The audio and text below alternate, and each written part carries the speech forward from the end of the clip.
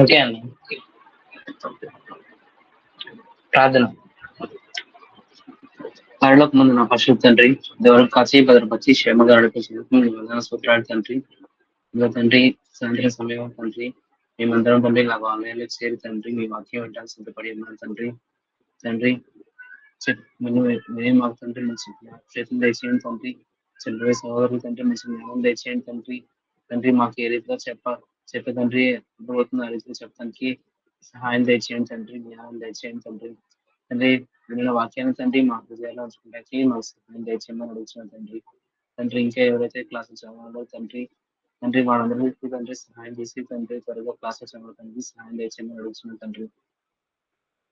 తండ్రి క్లాస్ ప్రారంభం నుంచి తండ్రి చివరి వరకు తండ్రి ఎలాంటి ఇబ్బందులు కలగకుండా తండ్రి మీ కృపలో ఉంచమని అడుగుతూ ప్రభువైన యేసుక్రీస్తు రాజనామంలో అడిగినట్టు ప్రార్థిస్తున్నాం తండ్రి.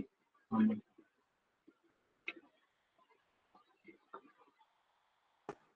ప్రార్థన చేసిన సాత్విక్కి ఉన్నారు తెలియజేస్తున్నాం. ఆమేన్.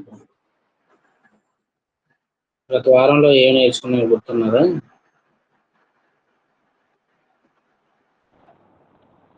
లేవి కాండం పుస్తకం గురించి నేర్చుకున్నాం. ఓకే.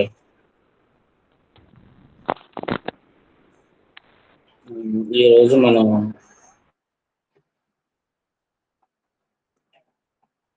నిర్మాకాండం అయిపోయింది కదా, తర్వాత లేవి కాండం బ్రదర్ సత్యశీల్ గారు వివరించారు. ఈరోజు మనం సంఖ్యాకాండం గురించి ఆ ప్రశ్న యొక్క అవుట్లైన్ గురించి మనం తెలుసుకోవడానికి ప్రయత్నించాము.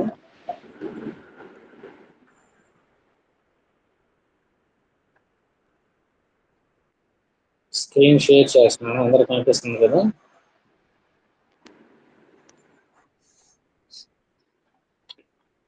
మొదటి 5 పుస్తకాలు మోషే ద్వారా రాయబడ్డాయి. ఆదికాండము, నిర్గమకాండం, లేవి కాండం, సంఖ్యాకాండం,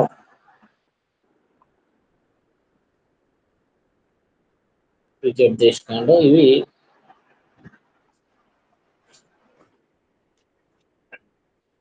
మోషే గారి చేత రాయబడినవి.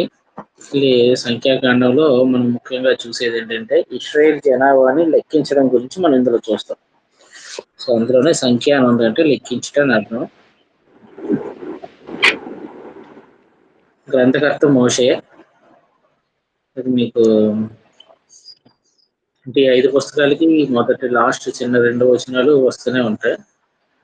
సంఖ్యాకాండంలో కూడా ఇన్ఫర్మేషన్ ఉంటుంది.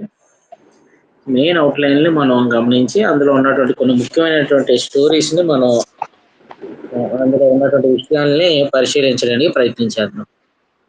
సో వాయిస్ అందరికి బాగా వినిపిస్తుంది కదా? వినిపిస్తుందన్న. ఓకే. కాలం మనం మీది మీ మొబైల్స్ లో ఉన్న వాల్యూమ్ ఒకసారి పెంచుకోండి.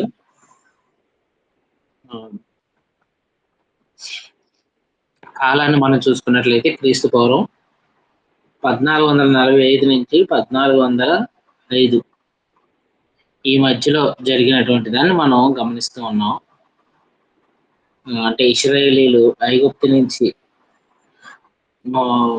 వారు బయటకు వచ్చిన తర్వాత మరలా కనానికి ప్రవేశించేటువంటి మధ్యకాలం ఏదైతే ఉందో సుమారు ఒక 40 సంవత్సరాల టైం లైన్ ని మనం గమనిస్తూ ఉన్నాం. సో ఈ గ్రంథానికి మూలం ఏంటంటే ఇశ్రాయేలీని లెక్కించడం అనేది చాలా ముఖ్యమైనటువంటి మూలం. ఇశ్రాయేల్ని మొట్టమొదటిసారి మనం గమనించినట్లయితే 1వ అధ్యాయం 1 నుంచి 10వ అధ్యాయం 10 వరకు చూసుకున్నట్లయితే సీనాయి వద్ద జరిగినటువంటి సంగతుల్ని, అంతేకాకుండా ప్రయాణానికి వారు సిద్ధపడినటువంటి విధానాన్ని మనం అక్కడ గమనించవచ్చు. సో మొట్టమొదటిసారి సీనాయి వద్ద ఇశ్రాయేలీని లెక్కించారు. లెక్కించినప్పుడు యుద్ధం చేయగలిగినటువంటి కాల్బలం అంటే ముసలి వాళ్ళు, వృద్ధులు, స్త్రీలు, పిల్లలు ఇటువంటి వారిని ఎవరో కాకుండా యుద్ధం చేయగలిగిన వాళ్ళు అంటే ఒక 20 సంవత్సరాల నుంచి ఒక 40 సంవత్సరాల వారి వయసు ఉండేవాళ్ళు బలంగా ఉన్నటువంటి యవనస్తులు లెక్క వేస్తే 6,03,550 మంది ఉన్నారు. మొదటిసారి ఎక్కడంటే సీనాయి వద్ద లెక్క పెట్టడం అనేది మనం చూస్తాం 1వ అధ్యాయంలో. తర్వాత 2వ అధ్యాయంలో మనం చూసుకున్నట్లయితే ప్రత్యక్ష గుడారం చుట్టూ దిగవలసిన దిక్కులు. అంటే సాక్ష్యం గుడారం దగ్గర తూర్పు వైపు ఎవరు ఉండాలి, ఎడమ వైపు ఎవరు ఉండాలి, పశ్చిమ ఎవరు ఉండాలి, అంటే ఈస్ట్ వెస్ట్ ఇలా నార్త్. ఆ గుడారానికి ఏ దిక్కుల్లో ఎవరెవరు ఏ తెగవాలి, అంటే ఈ 12 గోత్రాల వారు ఎక్కడెక్కడ ఉండాలి, లేవీలు ఎక్కడ ఉండాలి, అవన్నీ కూడా అందులోనే దేవుడే వాళ్ళకి చెప్పాడు మాట. వాళ్ళ మధ్య ఎలాంటి ఇది లేకుండా. సో వాళ్ళు ఎక్కడికి వెళ్ళినా సరే అక్కడ బస్ చేసేటప్పుడు, వాళ్ళు ఉండేటప్పుడు, సాక్ష్య గుడారం నిర్మించుకునేటప్పుడు, ఆ టెంట్లు వేసుకుని ఉండేటప్పుడు ఎవరి ప్లేస్ ఎక్కడ అన్నది కూడా ముందుగానే చెప్పేశారు అన్నమాట. సో అలాగే వాళ్ళు ఎక్కడ పెట్టిన ప్లేసుల్లో వారికి ఏ ప్లేసులు నియమించబడ్డాయి, ఎక్కడికి వెళ్ళినా అలాగే వాళ్ళు స్టే చేయాలి. అట్లాగా వాళ్ళు ఉండాల్సిన దిక్కులను కూడా చెప్పారు. మీకు లెసన్ అయిపోయిన తర్వాత గ్రూపుల్లోని నేను దానికి సంబంధించిన ఇమేజెస్ అవి పెడతాను. ఏ ట్రైల్ ఎక్కడ నివసించాలన్నది అవన్నీ ఉంటాయి. అవి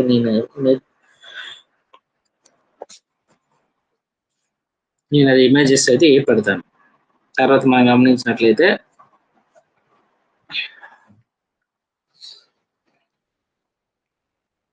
3వ అధ్యాయంలో లేవీల్ని లెక్కిస్తారు. వారు దిగవలసిన దిక్కులు ఎక్కడో ప్రత్యేకంగా చెప్తారన్నమాట. 4వ అధ్యాయంలో కూడా లేవీలు మోయవలసినవి, కాపాడవలసినవి, అంటే శాశ్వత గుడారం యొక్క మందిరానికి సంబంధించిన ఐటమ్స్ ఏటైతే ఉన్నాయో ఒక ప్రదేశం నుంచి ఇంకో ప్రదేశానికి వెళ్ళేటప్పుడు వాళ్ళు ఏవేవి మోసుకొని వెళ్ళాలి, వేటిని చాలా జాగ్రత్తగా కాపాడుకోవాలి, అందులో ఉన్నటువంటి అతి పరిశుద్ధ స్థలంలో ఉన్నటువంటి వస్తువుల్ని వాళ్ళు ఎలా కాపాడుకోవాలి, ప్రయాణంలో వాళ్ళు తీసుకోవాల్సిన జాగ్రత్తలు ఏంటి అన్నీ కూడా 4వ అధ్యాయంలో చెప్పబడ్డాయి అన్నమాట. సో లేవీలకి ఇచ్చినటువంటి ఆజ్ఞ ఏంటంటే ఎక్కడికి వెళ్ళినా లేవీలు భుజం మీద అతి పరిశుద్ధ స్థలంలో ఉన్నటువంటి కరుణాపీఠం ఏదైతే ఉందో దాన్ని వాళ్ళు భుజాల మీద వారు మోసుకొని వెళ్ళాలి.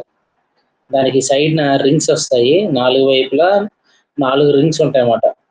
ఆ రింగుల్లోనేమో కర్రలు పెట్టి 4 వ్యక్తులు దాన్ని టచ్ చేయకుండా, దాన్ని పట్టుకోకుండా వాళ్ళు మోస్తూ ఉంటారు అన్నమాట. అది దేవుడు వారికి ఇచ్చిన ఆజ్ఞ. దీన్నే దావీదు రాజు కాలంలో వాళ్ళు అతి పరిశుద్ధ స్థలంలో ఉండాల్సిన ఆ కరుణాపీఠాన్ని వాళ్ళేమో ఎద్దుల బండి మీద తీసుకొచ్చేటప్పుడు ఒక వ్యక్తి పట్టుకుంటాడు, అక్కడికక్కడే చనిపోతాడు అనమాట. సో దేవుడు కొన్ని వస్తువులు ఎవరు పట్టుకోవాలో, ఎవరు మోయాలో, ఏమేం చేయాలో చెప్పారు. వాళ్ళు తప్ప ఇంకెవరు చేసినా కూడా వాళ్ళ మీదకి దేవుని యొక్క ఉగ్రత వెంటనే వచ్చేది అనమాట. 5వ అధ్యాయంలో అపవిత్రుని ఎలా వెలివేయాలి, రోష విషయంలో ఇదేంటి అంటే ఎవరికైనా సరే కుష్టి రోగం కానీ ఇలాంటివి ఏమైనా ఉంటే వాళ్ళని ఎలాగ ఐడెంటిఫై చేసి వాళ్ళని వెలివేయాలో అది చెప్పబడింది అనమాట. 6వ అధ్యాయం దగ్గరికి వచ్చేటప్పటికి నాజీర్ వ్రతం. నాజీర్ అంటే దేవునికి ప్రతిష్ఠించుకోవడం. తల్లి గర్భంలో ఉంటుండగానే దేవుడు వారికి నాజీర్ చేయమంటారు. ఆ నాజీర్లో ఉండేవాళ్ళు ఏం చేయాలంటే ద్రాక్షరసం కానీ మత్తు పదార్థాలు కానీ మాంసం లాంటివి కానీ తీసుకోకూడదు. అలాగా నాజీర్ చేయబడి వాళ్ళు జుట్టు కత్తిరించుకోకుండా ఉండాలి. సంసోను స్టోరీ మీరు చూసుకున్నట్లయితే మీకు అది అర్థమవుతుంది అన్నమాట.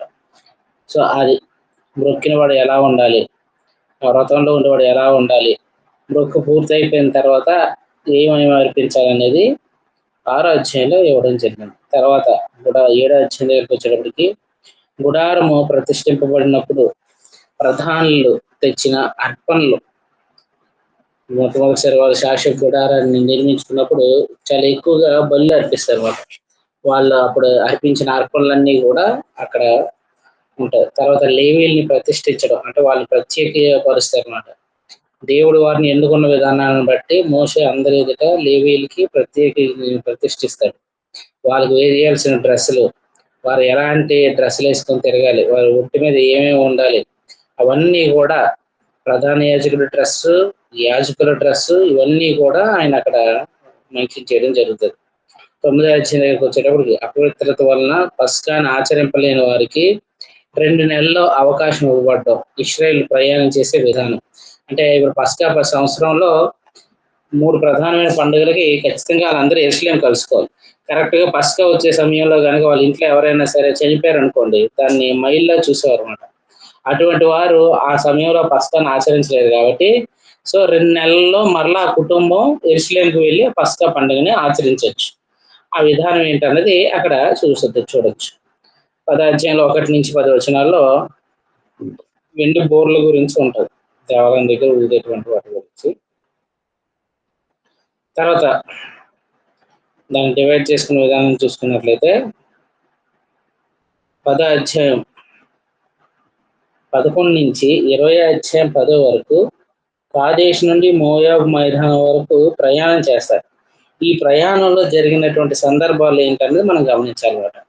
సో 10వ అధ్యాయం 10 నుంచి 28 వచనాల వరకు ఇశ్రాయేల్ ప్రయాణం చేయు విధానం, వాళ్ళు ఎలా ప్రయాణం చేయాలి, ఎవరిని వెంబడించాలి, ఎక్కడ స్టే చేయాలి, ఇవన్నీ కూడా జాగ్రత్తగా వాళ్ళ వస్తువుల్ని ఎలాగ దాచుకోవాలి, ఇవన్నీ కూడా అక్కడ చెప్పడం జరిగిందన్నమాట.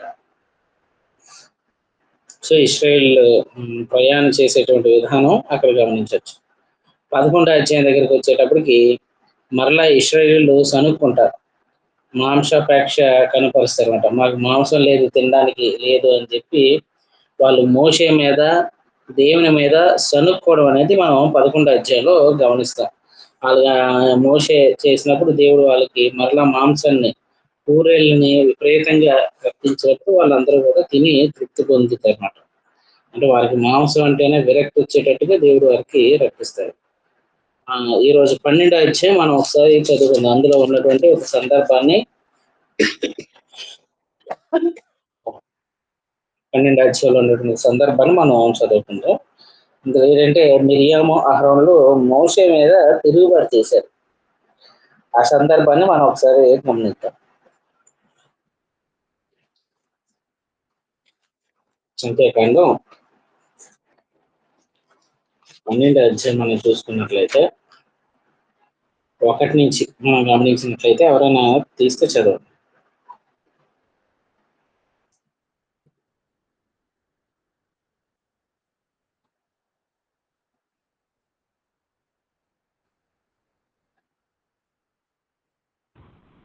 పన్నెండు అధ్యాయం కదా. 12వ అధ్యాయం 1 నుంచి. మోషే కూషు దేశపు స్త్రీని పెండ్లి చేసుకొని ఉండెను గనుక అతడు పెండ్లి చేసుకొనిన ఆ స్త్రీని బట్టి మిరియాము, అహరోనులు అతనికి విరోధముగా మాటలాడిరి. వారు మోషే చేత మాత్రమే యెహోవా బలికిచ్చెన, ఆయన మా చేతను పలికింపలేదా అని చెప్పుకొనగా యెహోవా ఆ మాట వినెను. మోషే భూమి మీదనున్న వారందరిలో మిక్కిలి సాత్వికుడు. యెహోవా, మీరు 3 ప్రత్యక్షపు గుడారమునకు రండని హఠాత్తుగా మోషే, అహరోను, మిరియాములకు ఆజ్ఞనిచ్చెను. ఆ 3 రాగా యెహోవా మేఘస్తంభములో దిగి ప్రత్యక్షపు గుడారము యొక్క ద్వారమునొద్ద నిలిచి అహరోనును, మిరియాములను పిలిచెను.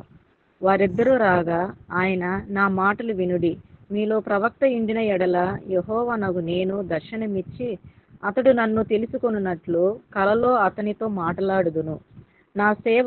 నా సేవకుడైన మోషే అట్టివాడు కాడు. అతడు నా ఇల్లంతటిలో నాకు నమ్మకమైన వాడు.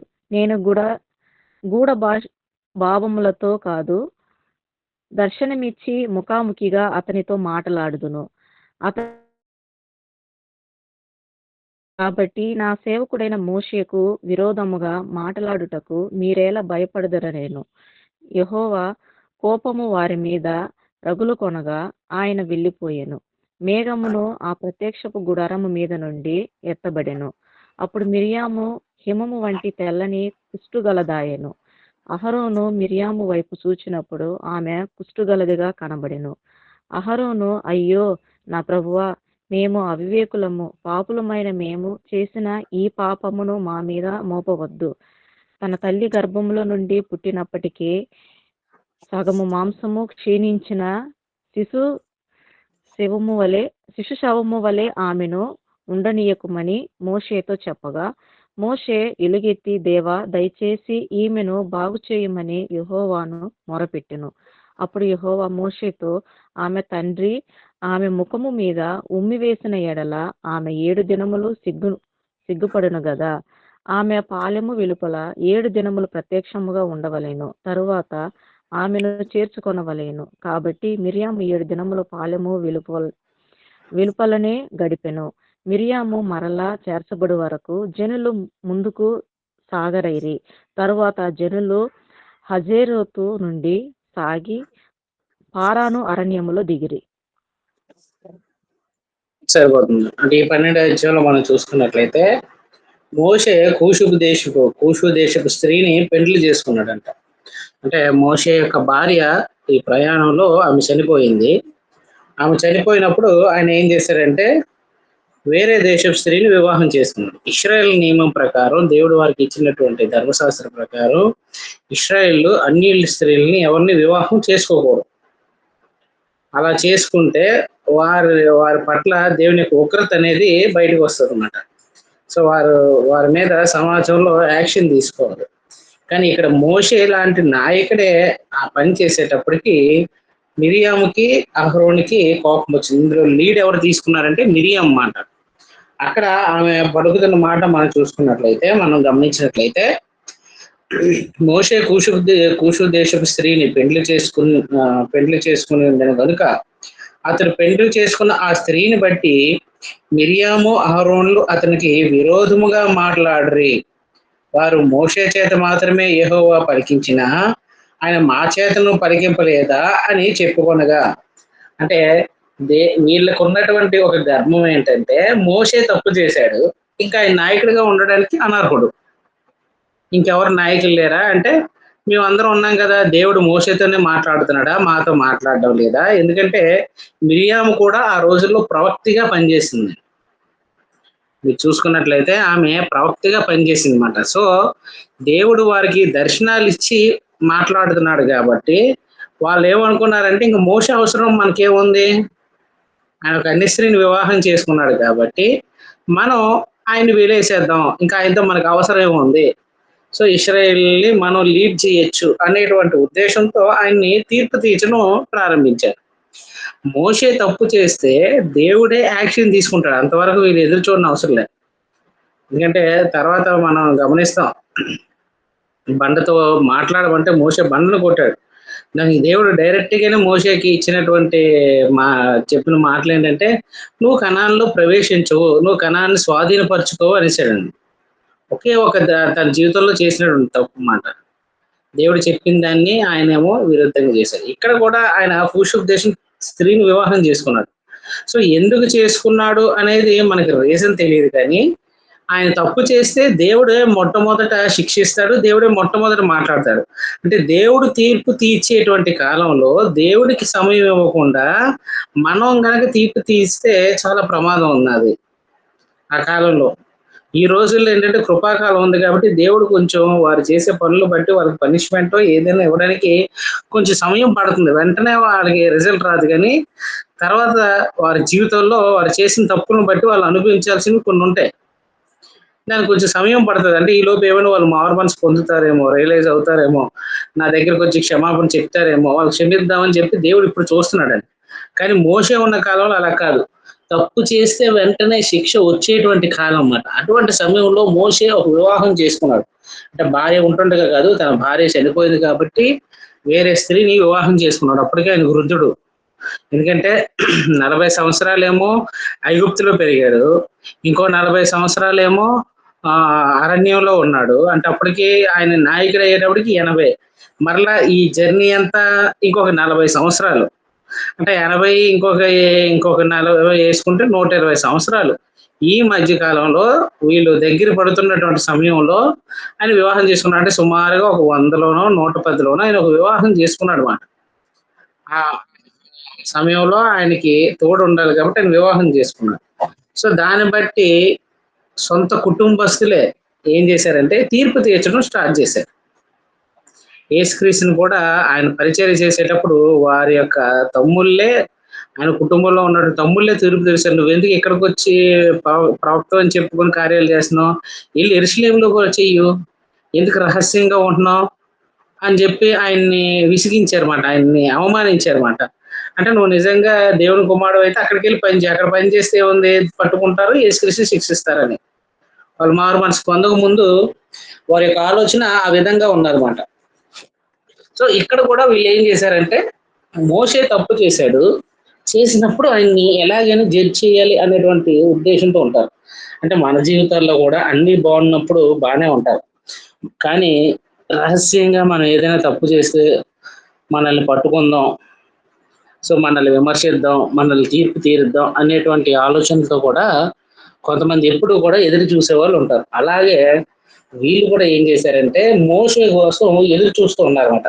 సొంత అన్న, సొంత అక్క ఆయన కోసం ఎదురు చూస్తూ ఉన్నారు. సో వాళ్ళు ఏం చేశారంటే వాళ్ళ మాట అన్నారు. 2వ వచనం, వారు మోషే చేత మాత్రమే యెహోవా పలికించినా ఆయన మా చేతను పలికింపలేదా అని చెప్పుకొనగా యెహోవా ఆ మాట వినెను. అక్కడ రాయబడిన మాట మనం గమనించినట్లయితే ఏమున్నది, యెహోవా ఆ మాట వినెను. అంటే మనం ఎవరైనా సరే నీతిమంతుల మీద, యథార్థవంతుల మీద వారు ఏదైనా చేసినప్పుడు తొందరగా జడ్జ్ చేయకూడదు. వారి పట్ల కొంచెం జాగ్రత్తగా ఉండాలి. మనం మాట్లాడే ప్రతి మాట కూడా దేవుడు వింటా ఉంటాడు. అందులో ముఖ్యంగా మోషే గురించి మాట్లాడుతున్నారు కాబట్టి యెహోవా మాట వినెను. 3వ వచనంలో మనం చూసుకున్నట్లయితే మోషే భూమి మీద ఉన్న వారందరిలో మిక్కిలి సాత్వికుడు. అంటే ఆయనకు ఉన్నటువంటి సాత్వికం, ఆయనకు ఉన్నటువంటి కంట్రోల్ చేసుకునే మనసు, ఆయనకు ఉన్నటువంటి తగ్గింపు ఇంకెవరికి ఉండదు. ఎందుకంటే ఆయన్ని ప్రయాణంలో వాళ్ళు విసిగించిన విధానం మామూలు విధానం కాదు. ఇంకొక ఏ నాయకుడైనా సరే ఆయన మధ్యలో ఉండలేడు మాట. కానీ తను తగ్గించుకుని ఎవరు ఎప్పుడు ఆయన మీద దాడి చేసినా ఆయన చేసే పని ఏంటంటే తను తగ్గించుకుని సాష్టాంగ నమస్కారం పడి వారికి మొక్కడమే చేసేవాడు అనమాట. అలాగా తను తగ్గించుకుంటున్నాడు. ఇక్కడ దేవుడు ఇస్తున్నటువంటి స్టేట్మెంట్, యెహోవా మాట విన్నారు. ఎవరు? మిరియాము, అహరోను మాట విన్నారు. మోషే భూమి మీద ఉన్న వారందరిలో మిక్కిలి సాత్వికుడు. యెహోవా మీరు ముగ్గురు ప్రత్యక్ష గుడారంలోకి రండని హఠాత్తుగా మోషే, అహరోను, మిరియాములను ఆజ్ఞాపించిన వారు ముగ్గురు వచ్చారంట. అంటే దేవుడు ఎప్పుడైతే ఆ మాట విన్నారో, వీళ్ళ నోట్ల నుంచి ఆ మాట వచ్చిందో వెంటనే దేవుడు మోషేతోనూ, అహరోనుతోనూ, మిరియంతోనూ చెప్పిన మాట ఏంటంటే, ముందు మీరు ప్రత్యక్ష గుడారం దగ్గరికి రండి. ఎందుకు మీరే తీర్పు తీసుకుంటున్నారు? ఒక సమస్య వస్తే ఎవరి దగ్గర రావాలి? మీరు నా దగ్గరకు వచ్చి విచారణ చేయాలి. మీరే ఎందుకు మోషే మీద తీర్పు తీరుస్తున్నారు అని చెప్పి ఆయన ప్రత్యక్ష గుడారాన్ని పిలిచారు. ప్రత్యక్ష గుడారం ద్వారం వద్ద నిలిచి అహరోను, మిరియాములను పిలిచాను. వారిద్దరూ రాగా ఆయన నా మాట వినుడి, మీలో ప్రవక్త ఇండిని ఎడ్ల యెహోవానగు నేను దర్శనమిచ్చి అతడు నన్ను తెలుసుకున్నట్లు కలలో అతనితో మాట్లాడుదును. అంటే మీలో ప్రవక్తలు ఉన్నారే, ఎవరైనా ఉంటే వాళ్ళతో దేవుడు ఎలా మాట్లాడతాడంట?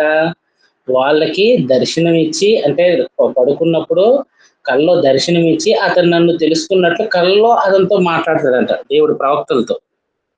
సో అహరోనైనా లేదా మిరియామైనా సరే దేవుడు అలాగే మాట్లాడాడు.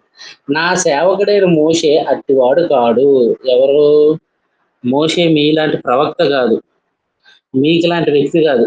ఎందుకంటే ఆయన భూమి మీద మిక్కిలి సాత్వికుడు అని చెప్తూ అతడు నా ఇల్లంతట్లో నమ్మకస్తుడు. ఎవరంట? మోషే ఇల్లంతట్లో నమ్మకస్తుడు. అంటే మీతో నేను కలలో మాట్లాడుతున్నాను కాబట్టి మోషేతో కూడా నేను కలలో మాట్లాడుతున్నట్టుగా మీరు మోషే సమానం అనేసుకుంటున్నారేమో. కాదు, ఆయన మీ అందరికీ ఒక నాయకుడిగా ఏర్పరచుకున్నాను నేను. సో నాయకుడు నాయకుడే, సామాన్యులు సామాన్యులే. మీకు ఏదైతే ఇవ్వబడ్డాయో ఆ పదవులు ఏవైతే ఉన్నాయో, ప్రవక్తలనో ఏవి ఉన్నాయో అవి అవే. సో మీరు ఎప్పుడూ కూడా మోషేతో కంపేర్ చేసుకోవచ్చు. మోసే స్థానం వేరు నా యొక్క గృహంలో. ఆయన నా ఇల్లు అంతట్లో నమ్మకస్తుడు. సో మీరేమి నా ఇంట్లో నమ్మకస్తులు కారు. మోషేకు మీకు ఉన్నటువంటి తేడా మీకు వివరిస్తున్నాను, గ్రహించండి. అంటే దేవుని యందు భయభక్తులు కలిగి ఎవరైనా జీవించేటప్పుడు వారిని ఎప్పుడు కూడా దేవుడు ప్రత్యేకంగానే చూస్తాడనమాట. సో కొంతమంది సంఘాల్లోనైనా సరే, ఎక్కడైనా సరే ఎక్కువగా ఈ నాయకులతో కంపేర్ చేసుకుంటూ ఉంటారు. వాళ్ళేంటి గొప్ప, వీళ్ళేంటి గొప్ప, మేము చెప్పలేమో వాక్యం, వాళ్ళకే తెలుసా అని అనుకుంటారు. కానీ సంఘం ఎవరినైతే ఎన్నుకుంటారో, లేదు దేవుడు ఎవరినైతే నాయకులుగా పెడతారో, ఆ సంఘంలో కాపర్లుగా కానీ సువార్తలు కానీ పెడతారో వాళ్ళ పట్ల కొంచెం జాగ్రత్తగా ఉండాలన్నమాట. సో ఈయన అక్కడ వివరిస్తున్నాడు, ఆయనతో ఆయనకు ఉన్నటువంటి సంబంధాన్ని ఎంత క్లోజ్ రిలేషన్ చెప్తున్నాడు. 7వ వచనం, అతడు నా ఇల్లంతట్లో నమ్మకమైన వాడు, నేను గూఢ భావములతో కాదు దర్శనమిచ్చి ముఖాముఖిగా అతనితో మాట్లాడుదును. అంటే ఏవో కళ్ళలో ఏవో దర్శనాల్లాగా వచ్చి ఏవో వచ్చేటట్టుగా. ఇప్పుడు దానియేలు గారు చూసుకున్నారు అనుకోండి, రాజుకి ఒక విగ్రహం కనబడింది. ఆ ఆడ బక్కావులు సారీ 7 బక్కావులు 7 బలిసిన ఆవుల్ని తినేసినట్టుగా ఇలాగా ఏవో గూఢ భావాలతో దాని యొక్క అర్థం ఏంటి, ఇదేంటి మాట, దేవుడు నాకు ఏంటి చూపించాడు, నాకు ఇదేంటి అర్థం అవడం లేదు అనేటట్టుగా కాదు. నేను ఆయనతో ముఖాముఖిగా మాట్లాడతాను, అంటే ఫేస్ టు ఫేస్ ఇంట్లో మా ఇద్దరం కలిసి కూర్చొని మాట్లాడగలిగేటట్లుగా నేను మాట్లాడతాను. ఎందుకంటే ఆయన నా ఇల్లు అంతట్లో నమ్మకస్తుడు. సో ఆ తేడా మీరు తెలుసుకోండి అని అంటున్నాడు అనమాట. అతడు యెహోవా స్వరమును నిదానించి చూచును. కాబట్టి నా సేవకుడైన మోషేకు విరోధముగా మాట్లాడుటకు మీరేట్ల భయపడలేదనెను. దేవుడు ఒకసారి వాళ్ళ లిమిట్స్ ఏంటో వాళ్ళకి గుర్తు చేశాడు అనమాట. మోషే నా ఇల్లంతట్లో నమ్మకస్తుడు, నేను ఆయనతో ముఖాముఖంగా మాట్లాడతాను, ఆయనకి మీకు అసలు కంపారిజనే లేదు. ఆయన నేను ఇశ్రాయేలుకి నాయకుడిగా ఎన్నుకున్నటువంటి వ్యక్తి. మీరేదో ప్రవక్తలుగా ఆయన సహోదరులుగా ఉన్నారు కాబట్టి మీకు ఇవ్వాల్సినటువంటి ఆ స్థానాలు ఏవో మీకు ఇచ్చాను.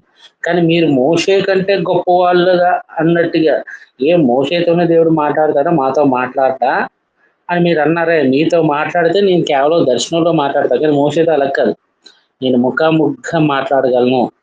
ఏ గూఢ భావాలతో కాకుండా సింపుల్ గా నా యొక్క సంకల్పం ఏంటో, నా ఆలోచనలు ఏంటో క్లియర్ గా ఏంటో నేను చెప్పగలను. అటువంటి రిలేషన్ ఉన్నటువంటి మోషే విషయంలో అన్నమాట, నా సేవకుడైన మోషేకి విరోధంగా మాట్లాడటకు మీరేలా భయపడలేదు అన్నాను. అసలు అలాంటి వ్యక్తి గురించి మాట్లాడేటప్పుడు మీకు భయం ఉండాలి. ఎందుకంటే ఆయన గురించి మాట్లాడుతున్నారంటే నా గురించి మీరు మాట్లాడుతున్నట్లే, ఆయన విమర్శిస్తున్నారంటే నన్ను విమర్శిస్తున్నట్లే. సో నా మీద కామెంట్ వేయడానికి మీరు ఎంత భయపడతారో, నా సేవకుడైన మోషే విషయంలో కూడా అదే భయం ఉండాలి. ఒకరు మోసే తప్పు చేస్తే అది నేను చూసుకుంటా అని చెప్తున్నాడు అనమాట. ఎలా భయపడలేదు అన్నాను. యెహోవా కోపం వారి మీద రగులుకొనగా ఆయన వెళ్ళిపోయింది. మేఘము ఆ ప్రత్యక్ష గుడారం మీద నుండి ఎత్తబడింది. అప్పుడు మిరియాము హిమము వంటి తెల్లని కుష్ఠరోగము గలదే, ఆమెకి కుష్ఠరోగం వచ్చిందంట. సో తిరుగుబాటు చేసేవాళ్ళు ఎప్పుడూ కూడా ఎక్కడ స్టార్ట్ అవుతారంటే మొదట కుటుంబాల్లోనూ లేదా సంఘంలోని సహోదరులు అనుకునే వారి మధ్యలోనూ ఇలాంటివన్నీ స్టార్ట్ అవుతాయి. ఇక్కడ మనం నేర్చుకోవాల్సిన మాట ఏంటంటే ఎవరిని వెంటనే తీర్పు తీర్చకూడదు. దేవుడికి ఆ తీర్పు నిలిచిపెట్టాలి. పగ తీర్చట మీ పని కాదు, నా పని అని అన్నారు. సో ఒకరు బాగుంటే వాళ్ళతో బాగా ఉండి, వాళ్ళు ఏదైనా తప్పు చేస్తే వాళ్ళని అవమానించేటట్టుగా, ఇలాంటి స్వభావాలు చాలా మంచివి కానటువంటి విషయం అనమాట. సో ఇక్కడ మనం వాళ్ళు మోషే మీద ఉన్నటువంటి ఒకే ఒక రీజన్ ఏంటంటే కూషు దేశ స్త్రీని తీసుకున్నారు. దేవుడు దాన్ని అంగీకరించినప్పుడు మనం ఎవరం అసలు జడ్జ్ చేయడానికి? దేవుడు కూషు దేశ స్త్రీని వివాహం చేసుకున్నప్పుడు దేవుడు దాన్ని అంగీకరించాడు. అదేంటి అన్నిలు వివాహం చేసుకోకూడదని చెప్పాడు కదా, మోషేకి అంటే ఎగ్జాంపుల్ తనకు మాత్రం ఎందుకు అలా ఎగ్జామ్షన్ ఇచ్చాడంటే దేవుడు ఇచ్చాడు. నువ్వెవడు నేనెవడు అడగడానికి, మనకు రైట్స్ అయితే లేవు. కానీ ఎందుకు చేసుకున్నాడు అనే విషయాన్ని కనుక మనం చూసుకున్నట్లయితే, అంటే మనకు రీజన్ ఎక్కడ రాయబడలేదు, కానీ మోషే యొక్క జీవితాన్ని బట్టి మనం గమనించినట్లయితే మోషే ఇశ్రాయేలీని ఎప్పుడూ కూడా తన బిడ్డల్లాగే చూసుకున్నాడు. అంటే ఒక తండ్రి బిడ్డల పట్ల ఎంత జాగ్రత్త కలిగి ఉంటాడో, పిల్లలు ఎంత తల్లిదండ్రులను విసిగించినా ఆ తండ్రి విసుకోకుండా పిల్లలకి అన్నిటినీ ఎలాగైతే సమకూరుస్తాడో, ఈ ప్రయాణం అంతట్లో ఇశ్రాయేలీయులు మోషే మీద ఎంత తిరుగుబాటు చేసినా ఓర్చుకుంటూ వచ్చాడు. అంటే ఇశ్రాయేలీయులందరినీ కూడా బిడ్డల్లా చూసేవాట. అలా బిడ్డల్లా చూసే వాళ్ళలో ఒకరిని వివాహం చేసుకోవడం ఆయనకి ఇష్టం లేదు. సో అందుకోసమని ఆయన వేరే దేశపు స్త్రీ వివాహం చేసుకుని ఉండొచ్చు, బట్ దేవుడు దాన్ని అంగీకరించాడు. ఇప్పుడు అహరోన్ ఎవరు, మిరియం ఎవరు మనం జడ్జ్ చేయడానికి? ఒకరు మోషే తప్పు చేసి ఉంటే మోషేకి వెంటనే శిక్ష వస్తుంది, అది ఆ శిక్ష వచ్చే రోజులు. అలాంటి సమయాల్లో మనం జడ్జిమెంట్లు వాళ్ళు చేసి ఉండకూడదు అనమాట. సో ఆ తర్వాత ఆమె కుష్ఠరోగం వచ్చింది. ఆమె మరలా ఆ కుష్ఠరోగం తగ్గడానికి ఎవరు ప్రార్థన చేస్తే తగ్గింది? అది మరలా మోషే ప్రార్థన చేస్తే గానీ అది తగ్గలేదు అనమాట. సో ఇలాగా మనం గమనించినట్లయితే 12వ అధ్యాయంలో మోషే మీద జరిగినటువంటి తిరుగుబాటును మనం గమనించవచ్చు. సో దేవుడు మిరియాముకి ఇచ్చినటువంటి శిక్షను కూడా మనం గమనించవచ్చు. సో 12వ అధ్యాయంలో మిరియాము అహరోను మీద తిరుగుబాటు చేయడం, దేవుడు ఆమెకి కుష్ఠరోగం రప్పించడం, మరలా మోషే ప్రార్థన చేసినప్పుడు ఆ 7 రోజుల తర్వాత ఆమెకి బాగుపడ్డం. ఈ 7 రోజులు ఇశ్రాయేల్ అందరూ కూడా అదే మార్గంలో ఉండిపోయారు. తర్వాత 13వ అధ్యాయం దగ్గరికి వచ్చేటప్పుడు చూసుకున్నట్లయితే మోషే కనానుకు వేగుల వారిని పంపిస్తాడు. పంపినప్పుడు ఆ వేగుల వారు ఇచ్చినటువంటి రిపోర్ట్ ని కనుక మనం గమనించినట్లయితే మొత్తం ఎంతమందిని పంపించారంటే 12 మందిని పంపిస్తారు.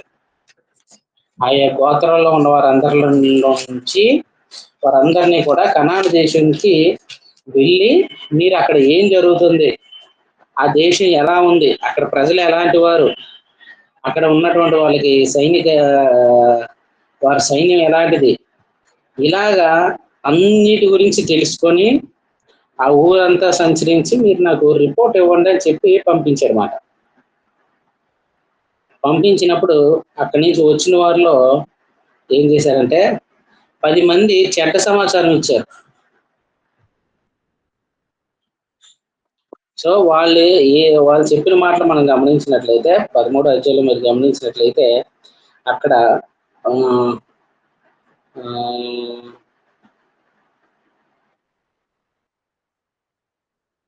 26వ వచనం నుంచి మనం గమనించినట్లయితే 13వ అధ్యాయము 26వ వచనం ఒకసారి చదవండి తీసుకున్నారు. అట్లు వారు వెళ్ళి పాదాను అరణ్యమందలి కాదేశులోనున్న మోషే అహరోనుల యొద్దకును ఇశ్రాయేలీయుల సర్వ సమాజమునొద్దకును వచ్చి వారికిని ఆ సర్వ సమాజమునకు సమాచారము తెలియజెప్పి ఆ దేశపు పండ్లను వారికి చూపించిరి. వారు అతనికి తెలియపరచినదేమనగా, నీవు మిమ్మల్ని పంపిన దేశమునకు వెళ్ళితిమి, అది పాలు తేనెలు ప్రవహించే దేశమే, దాని పండ్లు ఇవి. అయితే ఆ దేశములో నివసించు జనులు బలవంతులు, వారి పట్టణములు పరములు గలవి, అవి మిక్కి గొప్పవి, మరి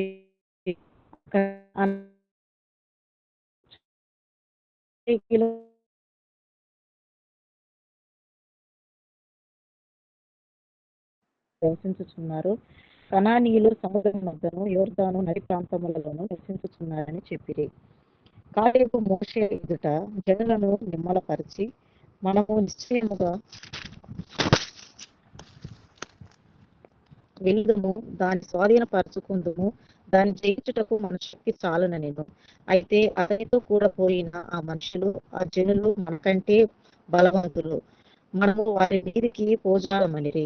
మరియు వారు తాము సంచరించి చూచిన దేశమును గూర్చి ఇశ్రాయేలీయులతో చెడ్డ సమాచారమును చెప్పి, మేము సంచరించి చూచిన దేశము తన నివాసులను భక్షించు దేశమును, దానిలో మాకు కనబడిన జనులందరూ ఉన్నత దేహులు, అక్కడ నెఫీయులు సంబంధులైన అనాకు వంశపు నెఫీలీయులను చూచితిమి. మా దృష్టికి మేము మిడతల వలె ఉంటిమి, వారి దృష్టికిని అట్లే ఉంటిమనిరి. గమనించినట్లయితే 12 మంది వెళ్ళారు. అందులో 2 మాత్రం ఎవరు? యెహోషువ, కాలేబ్ మాత్రం ఇచ్చిన పాజిటివ్ రిపోర్ట్ ఏంటంటే మనం గెలుస్తాం, ఎందుకంటే మన పక్షాన్ని యెహోవా ఉన్నాడు, మన పక్షాన్ని మన దేవుడు ఉన్నాడు, మనం గెలవగలుగుతాం అని చెప్పారు. కానీ మిగతా వాళ్ళందరూ ఎలా చెప్పారంటే అక్కడ ఉన్న వాళ్ళు అనాకీయులు అని ఉన్నారు. అంటే అనాకీయులు బైబిల్లో మనం చూసుకున్నట్లయితే ఆ యొక్క తెగ ఏమంటారంటే జైంట్స్ అంటారన్నమాట. అంటే చాలా పెద్ద పెద్ద చాలా ఎత్తైనటువంటి మనుషులు ఉంటారు. ఆ యొక్క జీన్స్, అనాకీయుల యొక్క జీన్స్, వాళ్ళు మనుషులందరూ కూడా అందరూ 12 అడుగులు 15 అడుగులు అట్లా ఉండేటువంటి మనుషులు అన్నమాట. వాళ్ళ జీన్సే అలాంటివి. సో వాళ్ళు చాలా మంది వాళ్ళు ఏమంటారంటే వాళ్ళు మృగాలు లాంటి వారు అని అంటారన్నమాట. కనాన్లో అటువంటి వారు అక్కడ నివసిస్తూ ఉన్నారు. అక్కడ పళ్ళు అవి తీసుకొని వచ్చి చూపించారు. నిజంగా అది పాలు తేళ్లు ప్రవహించేటువంటి దేశమే, అంటే సుభిక్షంగా ఉన్నటువంటి దేశం, ఎలాంటి లోటుపాట్లు లేనటువంటి దేశం. కానీ అక్కడ ఉన్నటువంటి మనుషులను కనుక చూస్తే మేము మిడతల్లా ఉన్నాం, సో దయచేసి మనం అందులో ప్రవేశించలేము, మనం ఓడిపోతాం అని వాళ్ళు రిపోర్ట్ ఇచ్చారు. ఇప్పటికే 40 సంవత్సరాల యొక్క ప్రయాణం చేస్తూ ఉన్నారు. కనాను బోర్డర్ దగ్గరికి వచ్చారు. దేవుడు ఐగుప్తులో నుంచి వారు వచ్చేటప్పుడు ఐగుప్తు సైన్యాన్ని ఎర్ర సముద్రంలో వాళ్ళందరూ కూడా చనిపోయేటట్టు చేశారు. పగలేమో మేఘస్తంభం ఎండ దెబ్బ తగలకుండా, ఉడదెబ్బ తగలకుండా, రాత్రిపూట ఎడారిలో చలి వేయకుండా ఉండడం కోసం అగ్నిస్తంభం పెట్టుకొని, ఆహారం అడిగితే ఆహారం మన్నా కురిపించారు, మాంసం కావాలంటే మాంసం కురిపించారు. ఇన్ని చేసుకుంటూ దేవుడు వాళ్ళు కాపాడుకుంటూ వస్తున్నా కూడా వీళ్ళు వెళ్ళి వచ్చి ఇచ్చిన రిపోర్ట్ ఏంటంటే మనం స్వాధీనపరచుకోలేం. దేవుడు అబ్రహాం వాగ్దానం చేశాడు, ఇగో తమది కాని దేశంలో 400 సంవత్సరాలు బానిసలు ఉన్న తర్వాత వారు మిక్కిలి ఆశతో వచ్చి ఇగో ఈ దేశాన్ని నువ్వు ఇప్పుడు ఏదైతే అడుగు పెట్టి సంచరించి తిరుగుతున్నావో ఈ కనాన దేశాన్ని వాళ్ళు స్వతంత్రించుకుంటారు అని అన్నారు. అంటే అప్పటికి కనానీ దేశం యొక్క పాపం పరిపక్వం అయిందన్నమాట. అప్పుడు దేవుడు వారిని శిక్షించబోతున్నాడు. ఎవరి ద్వారా? ఇశ్రాయేలీయుల ద్వారానే, అబ్రహాం సంతానం ద్వారానే వారందరినీ కూడా అక్కడి నుంచి వారందరినీ చంపేసే ప్రయత్నం, వారందరినీ పారదోలే ప్రయత్నం దేవుడు చేయాలని కోరుకుంటే వెళ్ళినటువంటి వారు 10 మంది ఏం చేశారంటే మన వల్ల కాదు, వద్దు, ఆ దేశాన్ని మనం జయించలేము, వాళ్ళందరూ చాలా గొప్పవాళ్ళు, చాలా పెద్దవాళ్ళు, వాళ్ళ దగ్గర మేము మిడతల్లా ఉంటున్నాం అని చెప్పి వాళ్ళు మాట్లాడుతున్నారు. కేవలం కాలేబు అలాగే యెహోషువ మాత్రమే వాళ్ళందరినీ నిమ్మలపరిచి మనం నిశ్చయముగా వెళ్ళుదుము, దాన్ని స్వాధీనపరుచుకుందాము, దాన్ని చేయించుటకు మన శక్తి చాలునను. అయితే అతనితో కూడా పోయిన ఆ మనుషులు, ఆ జనులు మనకంటే బలవంతులు, మనము వారి మీదకి పోజాలమైనది, మరియు వారు తాము సంచరించి చూచిన దేశమును గూర్చి ఇశ్రాయేలుతో చెడ్డ చెడ్డ సమాచారం చెప్పి మేము సంచరించి చూచిన దేశము తన నివాసులను భక్షించు దేశము, దానిలో మాకు కనబడిన జనులందరూ ఉన్నత దేహులు, అక్కడ నిఫీలీలు సంబంధులైన అనాక వంశస్థులు నిఫీ నిఫీలీలు ఉంటరి, మా దృష్టికి అట్లే ఉంటమన్నది. వీళ్ళు ఇచ్చిన రిపోర్ట్ ఏంటంటే మనం గెలవలేం, వాళ్ళతో యుద్ధం చేసి అయితే మాత్రం మనం గెలలేం, వాళ్ళందరూ కూడా నిఫీలీల వంశానికి సంబంధించిన అనాకీలు, వాళ్ళని మనం గెలవలేము అనేటువంటి రిపోర్ట్ వీళ్ళు ఇస్తూ ఉన్నారన్నమాట. సో కొన్నిసార్లు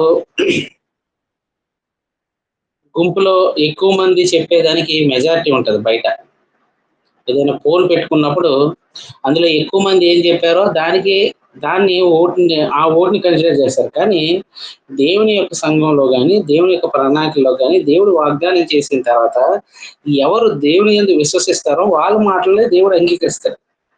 వీళ్ళు ఎవరైతే ఈ 10 మంది ఎవరైతే వెళ్ళారో వీళ్ళెవరూ కూడా తర్వాత కనాన్లో ప్రవేశించలే. వాగ్దానం చేయబడిన వారిలో ఎవరు ప్రవేశించలే. ఓన్లీ యెహోషువ, కాలేబు వారు మాత్రమే, అంటే వారు బ్రతుకుంటుండగానే కనాన్లోకి వెళ్ళారు. మిగతా వాళ్ళందరూ అరణ్యంలోనే రాలిపోయారు అన్నమాట, చనిపోయారు అన్నమాట. దేవుడి మీద తిరుగుబాటు చేశారు. అంటే దేవుడు ఇచ్చిన వాగ్దానాన్ని వాళ్ళు నమ్మలేకపోయారు. దేవుడు అంత సహాయం చేసినా వారు నమ్మలేకపోయారు. అందువల్ల వాళ్ళు ఏమయ్యారంటే రాలిపోయేటట్టుగా చేశారన్నమాట. సో 13వ అధ్యాయంలో వాళ్ళకి ఒక రిపోర్ట్ వచ్చింది. అందులో 10 మంది ఏమో చెడ్డ సమాచారం ఇచ్చారు, ఇద్దరేమో దేవునికి అనుకూలమైన సమాచారం ఇచ్చారు. 14వ అధ్యాయం దగ్గరకు వచ్చేటప్పుడు ఇశ్రాయేలు 40 సంవత్సరం ప్రయాణం చేయడానికి గల కారణం ఏంటన్నది అక్కడ దేవుడు వివరించారన్నమాట. మామూలుగా అయితే 2 సంవత్సరాలు టైం పడుతుంది వాళ్ళకి రావడానికి, కానీ ఆ 2 సంవత్సరాల టైం కాకుండా ఎందుకు వారు ఈ 40 సంవత్సరాల టైం పట్టిందో అక్కడ వివరిస్తూ ఉన్నాడు అన్నమాట. మనం చూసుకున్నట్లయితే ఆ రిపోర్ట్ ఇచ్చిన తర్వాత 14 అధ్యాయం ఒకసారి 1 నుంచి మనం గమనించినట్లయితే, తీసిన వారు ఒకసారి చదవండి. చదివానండి. 14 అధ్యాయం 1 నుంచి 5 వచ్చినాడు 6 వచ్చినారు అప్పుడు చదవండి. ఆ సర్వ సమాజము ఎలుగెత్తి కేకలు వేసెను, ప్రజలు ఆ రాత్రి ఎలుగెత్తి ఏడ్చిరి, మరియు ఇశ్రాయేలీయులందరూ మోషే అహరోనుల పైని సనుగుకొనిరి. ఆ సర్వ సమాజము, అయ్యో, ఐగుప్తులో మేమేలా చావలేదు, ఈ అరణ్యమందు మేమేలా చావలేదు, మేము కత్తివాత పడినట్లు యెహోవా మమ్మను ఈ దేశములోనికి ఎలా తీసుకొని వచ్చెను, మా భార్యలు మా పిల్లలు కొల్లపోవుదురు, తిరిగి ఐగుప్తునకు వెళ్ళటం మాకు మేలు కదా అని వారితో అన్నది. వారు, మనము నాయకుణ్ణి ఒకరిని నియమించుకొని ఐగుప్తునకు తిరిగి వెళ్ళుదామని ఒకరితోనొకడు చెప్పుకొనగా మోషే అహరోనులు ఇశ్రాయేలీల సర్వసమాజ సంఘము ఎదుట సాగిలపడిరి. అప్పుడు దేశమును సంచరించి చూచిన వారిలో నుండిన నూను కుమారుడగు యెహోషువయు యొఫెనే కుమారుడగు కాలేబును బట్టలు చింపుకొని ఇశ్రాయేలీయుల సర్వసమాజముతో మేము సంచరించి చూచిన దేశము మిక్కిలి మంచి దేశము. యెహోవా మన యందు ఆనందించిన ఎడల ఆ దేశములో మనలను చేర్చి దానిని మనకిచ్చును. అది పాలు తేనెలు ప్రవహించు దేశము. మెట్టుకు మీరు యెహోవా మీద తిరుగుబడకుడి, ఆ దేశములకు భయపడకుడి. వారు మనకు ఆహారమగుదురు, వారి నీడ వారి మీద నుండి తొలగిపోయెను. యెహోవా మనకు తోడైయున్నాడు, వారికి భయపడకుడనిరి. ఆ సర్వ సమాజము వారిని రాళ్లతో కొట్టి చంపవలననగా ప్రత్యక్షపు గుడారములో యెహోవా మహిమ ఇశ్రాయేలీయులకందరికీ కనబడెను. సరిపోతుంది. అంటే వీళ్ళు ఇచ్చినటువంటి రిపోర్టు 10 మంది ఏమో ఒక రిపోర్ట్ ఇచ్చారు, ఇద్దరేమో పర్లేదు మనం గెలుస్తామని అన్నారు. దానికి వాళ్ళు వెళ్ళి ఏం చేశారంటే కేకలు వేసి గోల చేసి రాత్రంతా ఎలుగెత్తి ఏడ్చి ఇగో ఇగో మోషే అహరోనుల మీద సనుక్కుంటూ మేము ఎందుకు చచ్చిపోలేదు, అక్కడ ఇది అరణ్యంలో మేము ఎందుకు చచ్చిపోలేదు, ఇక్కడికి వచ్చి ఆజానుబాహుల్ లాంటి కనాను దేశంలో వాళ్ళ దగ్గర మేము చావడం ఏంటి అని చెప్పి ఇగో మాకు ఒక నాయకుని ఏర్పాటు చేసుకుని మరలా వెళ్ళిపోతాం ఐగుప్తు. వెళ్తే ఐగుప్తు రాజు రాణిస్తాడు ఆయన, అక్కడికి వెళ్ళినా రాజు చంపేస్తాడు. అంటే దేవుడి మీద నమ్మకం లేకుండా, దేవుని విశ్వసించకుండా, దేవునితో కలిసి ప్రయాణం చేస్తారు రోజు కష్టపడకుండా. అంటే దేవుని మీద ఎలాంటి కృతజ్ఞత కూడా లేని మనుషులు మాట. వాళ్ళు అలా చేసి చివరికి మనం గమనించినట్లయితే 9వ అధ్యాయం చివరి వచనంలో మనం చూసుకున్నట్లయితే సర్వ సమాజం వాళ్ళు రాళ్ళు కొట్టి చంపాలనుకున్నారట. ఎవరు? యెహోషువ కాలేబు వాళ్ళతో మాట్లాడుతుంటే దేవుడు మన పక్షాన ఉన్నాడు, మనం గెలుస్తాము, కనాను దేశం మనం స్వతంత్రించుకుంటాం అంటే వాళ్ళని రాళ్లతో కొట్టి చంపేయాలనుకున్నారంట. అంటే ఎంత క్రూరంగా ఉన్నారో వాళ్ళ మనసులో, వారి యొక్క మనసాక్షులు ఎలా ఉన్నాయో మనం అక్కడే గమనించవచ్చు అనమాట. తర్వాత 11వ వచనంలో దేవుడికి వాళ్ళ మీద చిరాకు వచ్చేసింది. అంటే ఈ 40 ఇన్ని రోజులు వారిని చూసిన తర్వాత ఇన్ని రోజులు దేవుని మీద వారు విశ్వసించలేదు కాబట్టి దేవుడు వారితో అన్నాడు, యెహోవా ఎన్నాళ్ళ వరకు ఈ ప్రజలను నన్ను అలక్ష్యం చేయుదురు, ఎన్నాళ్ళ వరకు నేను వారి మధ్యను చేసిన సూచక్రియను చూచి నన్ను నమ్మకపోదురు, నేను వారికి శ్వాసమేయక తెగులు చేత వారిని హతం చేసి ఈ జన్మ కంటే మహాబలము గల గొప్ప జనమును నీ వల్ల పుట్టించేదనని మోషేతో చెప్పగా దేవుడు మరలా మోషేకి ఒక అవకాశాన్ని ఇచ్చాడు. ఏంటి? వీళ్ళు తిరుగుబాటు చేస్తున్నారు, ఇంక ఇవన్నీ లేదు మోషే, నా వల్ల కావడం లేదు వీళ్ళ యొక్క తిరుగుబాటు, వీళ్ళందరినీ ఇక్కడ నాశనం చేసేసి ఇగో నీకు వచ్చే సంతానాన్ని నేను ఆశీర్వదిస్తాను, నీ సంతానాన్ని అందులో ప్రవేశపెడతాను అన్నాడు.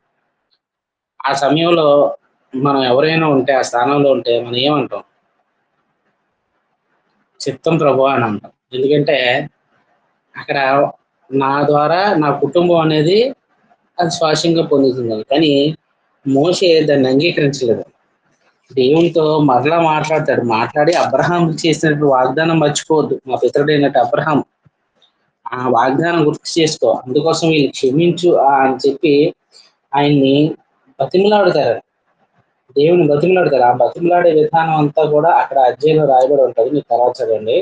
మనం చూసుకున్నట్లయితే 22వ వచనం 14వ వచనం 22వ వచనం గమనించినట్లయితే నేను ఐగుప్తులోను అరణ్యంలోను చేసిన సూచక్రియలను నా మహిమను చూచిన ఈ మనుష్యులందరూ ఈ 10 మార్లు నా మాట వినక నన్ను శోధించిరి. అంటే ఎన్నిసార్లు దేవుని శోధించారంట? 10 సార్లు దేవుడిని వారు శోధించారు. ఈ 10 సార్లు మోషే రికమెండ్ చేయడం ద్వారా వారు క్షమింపబడ్డారు.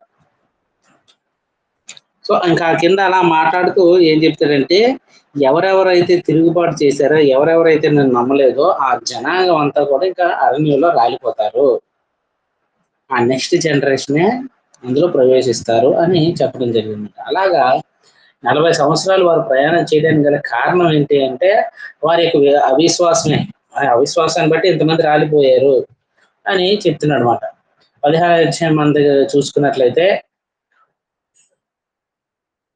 దేవునికి ఇంపైన సువాసన కలిగినట్టుగా ఏమేమి అర్పించాలో వాటి గురించి 15 అధ్యాయంలో వివరించాడు. తర్వాత 16 అధ్యాయం దగ్గరికి వచ్చినప్పటికి మరలా మోషే మీద తిరుగుబాటు అనేది స్టార్ట్ అయింది. ఈసారి ఎవరంటే ఆ మోషేకి చిన్నాన్న కొడుకు అయినటువంటి ఒక వ్యక్తి ద్వారా మోషే మీదకి తిరుగుబాటు వచ్చింది. సో మొదటేమో సొంత అన్న అక్క తిరుగుబాటు చేశారు. ఇప్పుడేమో బంధువుల్లో నుంచి తిరుగుబాటు వస్తుంది. 16 అధ్యాయంలో మనం చూసుకున్నట్లయితే 1 నుంచి చదవండి.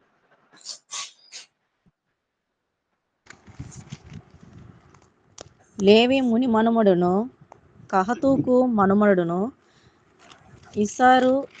ఇస్కారు కుమారుడనగు కోరాహు రూబేనీలలో ఏలి కుమారుడనైన ఓనును యోచించుకొని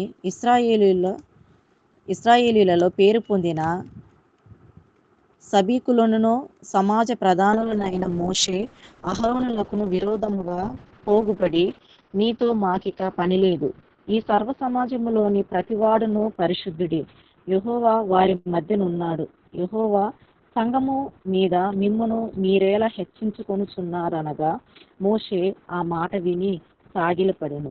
అటు తరువాత అతడు కోరాహుతోను వాని సమాజముతోను ఇట్లనెను, తనవాడు ఎవడో పరిశుద్ధుడును ఎవడో రేపు యెహోవా తెలియజేసి వానిని తన సన్నిధికి రానిచ్చును. ఆయన తాను ఏర్పరచుకుని వానిని తన యొద్దకు చేర్చుకొనును.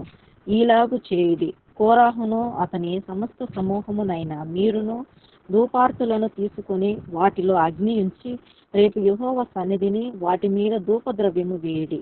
అప్పుడు యెహోవా ఏ మనుషుణ్ణి ఏర్పరచుకొనునో వాడే పరిశుద్ధుడు. లేవి కుమారులారా, మీతో నాకిక పని లేదు. మరియు మోషే కోరాహుతో ఇట్లనెను, లేవి కుమారులారా వినుడి, తన మందిర సేవ చేయుటకు యెహోవా మిమ్మును తన యొద్దకు చేర్చుకొనుటయు, మీరు సమాజం ఎదుట నిలిచి వారు చేయవలసిన సేవ చేయునట్లు ఇశ్రాయేలీల దేవుడు ఇశ్రాయేలీల సమాజములో నుండి మిమ్మును వేరుపరచుటయు మీకు అల్పముగా కనబడునా? ఆయన నిన్నును నీతో లేవీయులైన నీ గోత్రపు వారిని అందరినీ చేర్చుకొనెను గదా. అయితే మీరు యాజకత్వము కూడా కోరుచున్నారు. ఇందు నిమిత్తము నీవును నీ సమస్త సమాజమును యెహోవాకు విరోధముగా పోగయ్యున్నారు. అహరోను ఎవడు? అతనికి విరోధముగా మీరు సనుగునేలా అనెను. అప్పుడు మోషే ఏలియాబు కుమారులైన దాతాను అబీరాములను పిలువనంపించెను. అయితే వారు, మేము రాము, ఈ అరణ్యములో మమ్మను చంపవలనని పాలు తేనెలు ప్రవహించు దేశముల నుండి మమ్మను తీసుకొని వచ్చుట చాలనట్లు మా మీద ప్రభుత్వము చేయుటకును నీకు అధికారము కావలెనా? అంతేకాదు, నీవు పాలు తేనెలు ప్రవహించు దేశములోనికి మమ్మను తీసుకొని రాలేదు, పొలములు ద్రాక్ష తోటలు గల.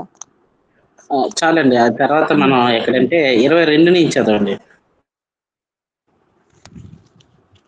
అదే అధ్యాయం 22 వచనం. వారు సాగిలపడి సమస్త శరీరాత్మలకు దేవుడవైన దేవా, ఈ ఒక్కడు పాపము చేసినందున ఈ సమస్త సమాజము మీద నీవు కోపపడుదువా అని వేడుకొనిరి. అప్పుడు యెహోవా మోషేకు ఇలాగు సెలవిచ్చెను. తర్వాత చదివాను. సో కోరాహు, దాతాను, అబీరాము. అంటే కోరాహు ఎవరంటే లేవికి మునుమనుడు. అంటే వీళ్ళ గోత్రం ఏంటంటే లేవి గోత్రం. లేవి గోత్రంలో ఉన్నవారు.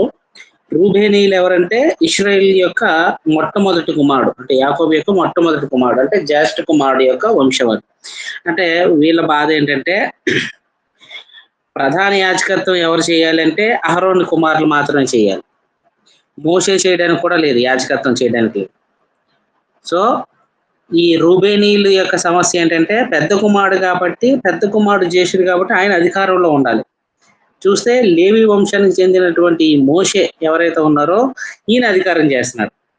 సో లేవి వాళ్ళకేమో అహరోను యొక్క ప్రధానత్వం కోరుకుంటున్నారు.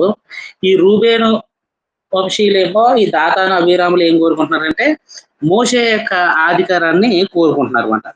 సో వీళ్ళు పోగుబడి ఏం చేశారంటే మోషేకి విరోధంగా, మోషే అహరోనులకు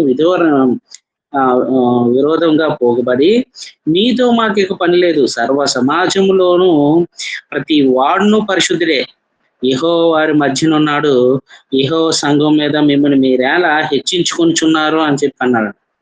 అంటే అందరూ పరిశుద్ధులే, ఎవరు తప్పు చేసిన వాళ్ళు లేరు. మిమ్మల్ని మాత్రం మీరు ఎందుకు హెచ్చించుకుంటున్నారు? వాళ్ళు హెచ్చించుకున్నారు, దేవుడు వారిని హెచ్చించాడా నాయకులుగా? ప్రధాన యాజకత్వం చేస్తానని అహరోన్ అడిగాడే, దేవుడు ఆయన ఎన్నుకున్నాడా? దేవుడు అహరోన్ని ఎన్నుకున్నాడని. మోషేని నాయకుడిగా ఎవరు ఎన్నుకున్నాడు? దేవుడు ఎన్నుకున్నాడు. మోషే నీ నాయకత్వం చేస్తాను అనలే. దేవుడు పిలిచినప్పుడు పారిపోయాడండి. నాకు నోటు మాంజ్యం కలిగిన వాడిని నేను చేయలేను, నాకు వద్దు అని చెప్పి గోల్ చేశాడు. ఇగో నీ అన్నని నీకు సహాయంగా పంపిస్తున్నానని చెప్పి మోషేని దేవుడు ఎన్నుకున్నాడు.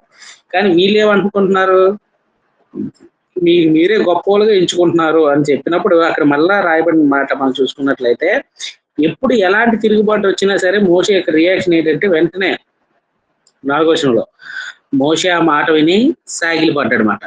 ఇవన్నీ కాదు, రేపు మన అందరం కలుసుకుందాం. ఏం చేయమన్నాడు? అక్కడికి వచ్చే వాళ్ళందరూ దివిటీలు పట్టుకొని రండి. దేవుడు వారిని ఆ దివిటీలు వెలిగించడం ద్వారా దేవుడు ఎవరిని ఎన్నుకున్నాడో తెలుస్తుంది అనే విషయం చెప్పినప్పుడు, ఈ మోషే దేవునితో మాట్లాడినప్పుడు అక్కడ దేవుడు కోపగిస్తాడనమాట. కోపగించి నేను అసలు ఆ సర్వ సమాజాన్ని నాశనం చేసేస్తాను అని చెప్పినప్పుడు, అప్పుడు దేవుని దగ్గర మరలా సాగిలిపడి ఆ ఒక్కడు ఎవడైతే తప్పు చేశాడో, ఆ కోరాహ్ అనేవాడు ఎవడైతే రెచ్చగొట్టాడో వాడిని బట్టి ఈ సమాజం అంతా నాశనం అయిపోవడం కరెక్ట్ కాదు అని చెప్పి దేవుణ్ణి మోషే బతిమలాడుకుంటాడు. 29వ వచనం మనం గమనించినట్లయితే, 29 నుంచి మనం చదువుకున్నట్లయితే 22 నుంచే చదవండి ఇప్పుడు. మనుషులందరికీ వచ్చు మరణము వంటి మరణము వీరు పొందిన ఎడలను సమస్త మనుషులకు కలుగునదే వీరికి కలిగిన ఎడలను యెహోవా నన్ను పంపలేదు. అయితే యెహోవా గొప్ప వింత 22 నుంచే చదవండి. 22 22 సమస్త శరీరాత్మలకు దేవుడవైన దేవా, ఈ ఒక్కడు పాపము చేసినందున ఈ సమస్త సమాజము మీద నీవు కోపపడుదువా అని వేడుకొనిరి. అప్పుడు యెహోవా మోషేకు ఈలాగు సెలవిచ్చును, కోరాహు, దాతాను, అబీరాముల యొక్క నివాసముల చుట్టుపట్ల నుండి తొలగిపోవుడని సమాజముతో చెప్పుము. అప్పుడు మోషే లేచి దాతాను, అబీరాముల యొద్దకు వెళ్ళగా ఇశ్రాయేలీయుల పెద్దలు అతని వెంట వెళ్ళిరి. అతడు, ఈ దుష్టుల గుడారముల యొద్ద నుండి తొలగిపోవుడి, మీరు వారి పాపములన్నింటిలో పాలివారై నశింపక ఉండునట్లు వారికి కలిగినదేదియు ముట్టకుడి అని ఆ సమాజముతో అనెను. కాబట్టి వారు కోరాహు, దాతాను, అబీరాముల నివాసముల యొద్ద నుండి ఇటు అటు లేచిపోగా దాతాను అబీరాములను, వారి భార్యలను, వారి కుమారులను, వారి పసిపిల్లలను తన గుడారముల ద్వారమున నిలిచిరి.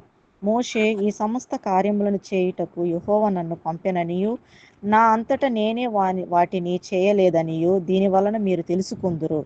మనుషులందరికీ వచ్చు మరణము వంటి మరణము వీరు పొందిన ఎడలను సమస్త మనుషులకు కలుగునదే వీరికి కలిగిన ఎడలను యెహోవా నన్ను పంపలేదు. అయితే యెహోవా గొప్ప వింత పుట్టించుట వలన వారు ప్రాణములతో పాతాళములో కూలునట్లు భూమి తన నోరు తెరచి వారికి కలిగిన సమస్తమును మృంగివేసిన ఎడల వారు యెహోవాను అలక్ష్యము చేసిరని మీకు తెలియననెను. అతడు ఆ మాటలన్నీ చెప్పి చాలించగానే వారి క్రింద నెర విడిచెను. భూమి తన నోరు తెరచి వారిని, వారి కుటుంబములను, కోరాహు సంబంధులనందరినీ, వారి సమస్త సంపాద్యమును మృంగివేసెను. వారును వారి సంబంధులందరూ ప్రాణముతో పాతాళములో కూలిరి. భూమి వారిని మృంగివేసెను. వారు సమాజములో ఉండకుండా నశించిరి. వారి చుట్టూనున్న ఇశ్రాయేలీయులందరూ వారి ఘోష విని భూమి మనలను మృంగివేయునేమో అనుకొనుచు పారిపోయిరి. మరియు యెహోవా యొద్ద నుండి అగ్ని బయలుదేరి ధూపార్పణమును తెచ్చిన ఈ 250 మందిని కాల్చివేసెను. అప్పుడు యెహోవా మోషేకు ఇలాగు సెలవిచ్చెను, నీవు యాజకుడగు అహరోను కుమారుడైన ఏలియాజరుతో ఇట్లనుము, ఆ అగ్ని మధ్య నుండి ఆ ధూపార్తులను ఎత్తుము, అవి ప్రతిష్ఠితమైనవి. ఆ అగ్నిని దూరముగా చల్లుము. పాపము చేసి తన ప్రాణములకు ముప్పు తెచ్చుకొనిన వీరి ధూపార్తులను తీసుకొని బలిపీఠమునకు కప్పగా వెడల్పైన రేకులను చేయవలెను. వారు యెహోవా సన్నిధికి వాటిని తెచ్చినందున అవి ప్రతిష్ఠితమైనవి. అవి ఇశ్రాయేలీయులకు ఆనవాలుగా ఉండును. అహరోను సంతాన సంబంధి కాని అన్యుడెవడను యెహోవా సన్నిధిని ధూపము అర్పింప సమీపించి కోరాహు వలెనో అతని సమాజము వలెనో కాకుండానట్లు ఇశ్రాయేలీలకు జ్ఞాపక సూచనముగా ఉండుటకై యాజకుడైన ఏలియాజరును కాల్చబడిన వారు అర్పించిన ఈ అత్తడి ధూపార్తనములను తీసి యెహోవా మోషే ద్వారా తనతో చెప్పినట్లు వారితో బలిపీఠమును కప్పుగా వెడల్పైన రేకులు చేయించెను. సరిపోతుంది.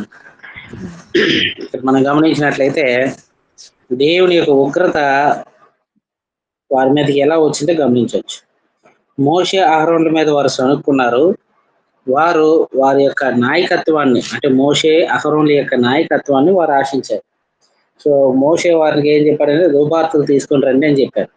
దేవుడు మోషేకి ఇచ్చిన ఆజ్ఞాపన ఏంటంటే ఇక వాడితో పాటు సమస్తాన్ని నాశనం చేస్తానంటే ఆ ఒక్కరిని బట్టి అందరిని నాశనం చేయడం కరెక్ట్ కాదు అన్నప్పుడు, అయితే ఆ కుటుంబాల దగ్గరికి వెళ్ళి నువ్వు చెప్పు, వాడితో ఉండేవాళ్ళు వాడితో ఉండమను, వాడితో సహవాసం మంచిది కాదన్న వాళ్ళు బయటకు వచ్చి మనం ఈ రోజు గొప్ప వింత జరగబోతుంది, భూమి నోరు విడిచి నెరవిడిచి వారందరినీ మింగేయబోతుంది అని చెప్పినప్పుడు యెహోవా వెళ్ళి ఆ యొక్క సమాచారాన్ని తెలుపుతాడు అన్నమాట. పారిపోండి, దూరంగా ఉండండి అన్నప్పుడు కొంతమంది వెళ్ళిపోయారు, కొంతమంది మాత్రం అక్కడే ఉన్నారు. ఆయన సపోర్ట్ చేసే వాళ్ళందరూ అక్కడే ఉన్నారు. వాళ్ళందరూ ఏమయ్యారంటే భూమి నెరవేర్చి వారందరినీ కూడా భూమిలోకి మింగేసినట్టుగా చూస్తున్నాం. అంతేకాకుండా మిగతా ఎవరైతే ఆ 250 మంది ఉన్నారో వాళ్ళందరూ కూడా కాల్చబడినట్టుగా మనం గమనిస్తాం అన్నమాట. అంటే ఇక్కడ మనం నేర్చుకోవాల్సినటువంటి ఒక సత్యం ఏంటంటే, మనకి ఏదైనా శ్రమ వచ్చినప్పుడు, మనకి ఏదైనా ఇబ్బంది వచ్చినప్పుడు మనం తీర్పు తీర్చకుండా, మనం రియాక్ట్ అవ్వకుండా, మన యొక్క మనకు కలిగిన అవమానమైనా మనకు కలిగిన శ్రమైనా దేవునికి అప్పచెప్పామనుకోండి. ఎందుకంటే ఇప్పుడు ఒక 16 రాజ్యంలో వారు అలా మాట్లాడినప్పుడు వాళ్ళు ఏం చేశారు, 4వ వచనంలో మోషే ఆ మాట విని సాగిలి పడ్డాడు. బాబు నేను అలాంటి వాడిని కాదు, నేనే ఆధిపత్యం కోరుకున్నవాడిని కాదు, దేవుడు నన్ను నాయకుడిగా పెట్టాడు, అది ఎంత కష్టమో నాకు తెలుసు అని అంటున్నాడు అనమాట.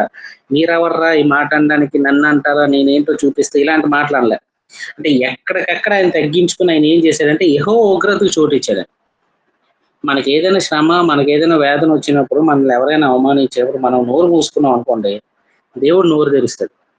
లేదు మనం నోరు తెరిచామనుకోండి, ఇంకా దేవుడు ఏం నోరు తెరవడు. మోషే నోరు మూసుకున్నాడు, అక్కడ సాగిలి పడ్డాడు, దాన్ని కామ్ చేయడానికి ప్రయత్నించాడు. కానీ మోసే పక్షాన్ని ఎవరు ఉన్నారు, దేవుడు ఉన్నాడు కాబట్టి దేవుడు నోరు తెరిచాడు. దేవుడు నోరు తెరిస్తే ఎలా ఉంటది, భూమి నెరవేర్చి వారందరినీ మింగేసినట్టుగా మనం చూస్తున్నాం. సో శాశ్వత గుడారం నుండి అగ్ని వారందరినీ దహించినట్టుగా మనం గమనిస్తాం. అలాగా దేవుడు తన కార్యాలని బయలుపరుస్తూ ఉన్నారు. అంటే మోషే యొక్క జీవితంలో, సంఖ్యాకాండంలో మోషేకి ఎదురైనటువంటి శ్రమల శోధనలు మామూలు కాదు. సో 16 అధ్యాయంలో మనం చూసుకున్నట్లయితే అదంతా మనం గమనించవచ్చు. తర్వాత 17 అధ్యాయంలో మనం చూసుకున్నట్లయితే అహరోను కర్ర చికిరిస్తారు. అక్కడ వారందరూ వారి వారి గోత్రాల ప్రకారం కర్రలు తెచ్చి పెడతారన్నమాట. ఏ కర్ర చిగురిస్తుందో వాళ్ళకే దేవుడు పక్షాన ఉన్నాడు అన్నప్పుడు 17 అధ్యాయంలో చూసుకున్నట్లయితే అహరోను యొక్క కర్ర చిగురించినట్టుగా మనం చూడొచ్చు. అలాగే 18 అధ్యాయం దగ్గరికి వచ్చేటప్పుడు యాజకులకు రావాల్సినవి దశంభాగాలు, లేవీలకి స్వాస్థ్యం ఏంటి, లేవీలు దశంభాగంలో దశంభాగం ఇవ్వాలి. ఈరోజు చాలా మంది ఏమనుకుంటారంటే పాస్టర్ లాంటి వారు కానీ బయట డినామినేషన్ కానీ వచ్చే కానుకలన్నీ పాస్టర్ అనేసుకుంటారు, లేదా సువార్థికుడు అనేసుకుంటారు అన్నమాట. కానీ దేవుడు అది చేయలేదు. లేవీలకి దశంభాగం వస్తే అందులో మరలా 10% వీళ్ళు ఏం చేయాలంటే దేవునికి ఇవ్వాలట. ఆ 10%తో దేవుని యొక్క ఆలయం యొక్క నిర్మాణంలో కానీ, దేవుని యొక్క ఆలయంలో జరిగేటువంటి ఏవైతే ఆ పనులు ఉన్నాయో అవన్నీ కూడా జరిగేటట్టుగా దేవుడు వారికి అవకాశాన్ని ఇచ్చాడనమాట. సో ఎప్పుడు కూడా కానుకల విషయాల్లో అన్ని సువార్థికుడువో లేదా ఆ పాస్టర్ గారువో ఎవరో అయిపోయి వాళ్ళు కూడా ఏం చేయాలంటే వారికి వచ్చే దాంట్లో నుంచి 10% దేవుని కోసం ఇవ్వాలి. అంటే దేవుని ఆలయంలో వాళ్ళు ఖర్చు పెట్టాలి. 19వ అధ్యాయం దగ్గరకు వచ్చేటప్పుడు పాప పరిహార జలం గురించి మాట్లాడడం జరిగింది. దీన్నే ఈరోజు చాలా మంది ఈ అధ్యాయం బేస్ చేసుకొని హోలీ ఆయిల్, పాపాలు క్షమించే ఆయిల్ అని చెప్పి మనుషుల మీద రుద్దే వాళ్ళు కూడా ఉన్నారు. మనకి అవన్నీ చదవడానికి టైం లేదు కాబట్టి కొన్ని అధ్యాయాలు మీరు చదవండి, కొన్ని ఇంపార్టెంట్ అధ్యాయాలు నేను చెప్తాను. 20వ అధ్యాయం దగ్గరకు వచ్చేటప్పుడు కాదేశ్లో మిరియాము మరణిస్తుందని, అంటే మోషేకే దగ్గర 110-120 సంవత్సరాలు దగ్గర పడుతున్నాయంటే మరి ఆ లెక్కకి వయసు దగ్గర పడుతుంది కాబట్టి ఆమె మరణించింది. తర్వాత మోషే అహరోనులు బండను కొట్టారు. 20 అధ్యాయంలో మనం చూసుకున్నట్లయితే సంఖ్యాకాండం 20 అధ్యాయం మనం చూసుకున్నట్లయితే ఫస్ట్ టైం దేవుడు చెప్పిన మాట వినకుండా మోషే ఇశ్రాయేల్ మీద కోపపడినటువంటి సందర్భం అన్నమాట.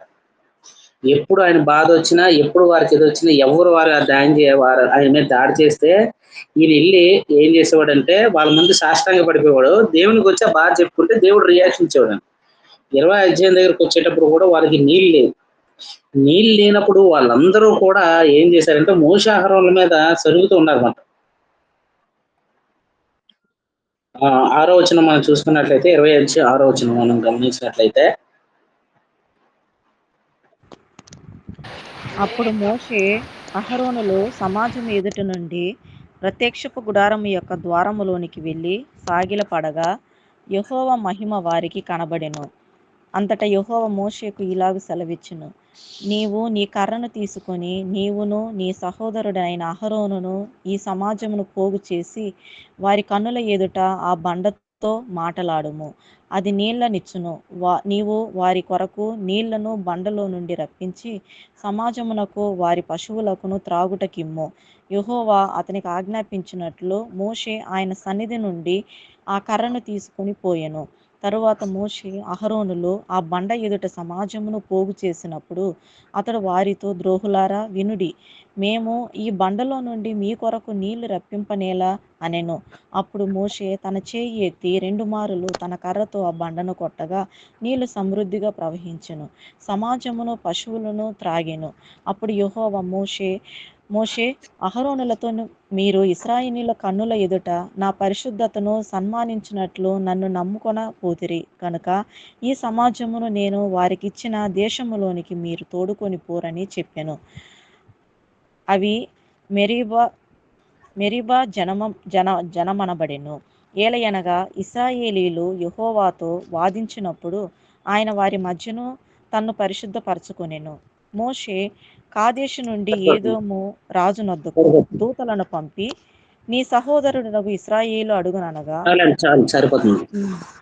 ఈ అధ్యాయాన్ని మనం గమనించినట్లయితే వీళ్ళు తిరుగుబాటు చేశారు.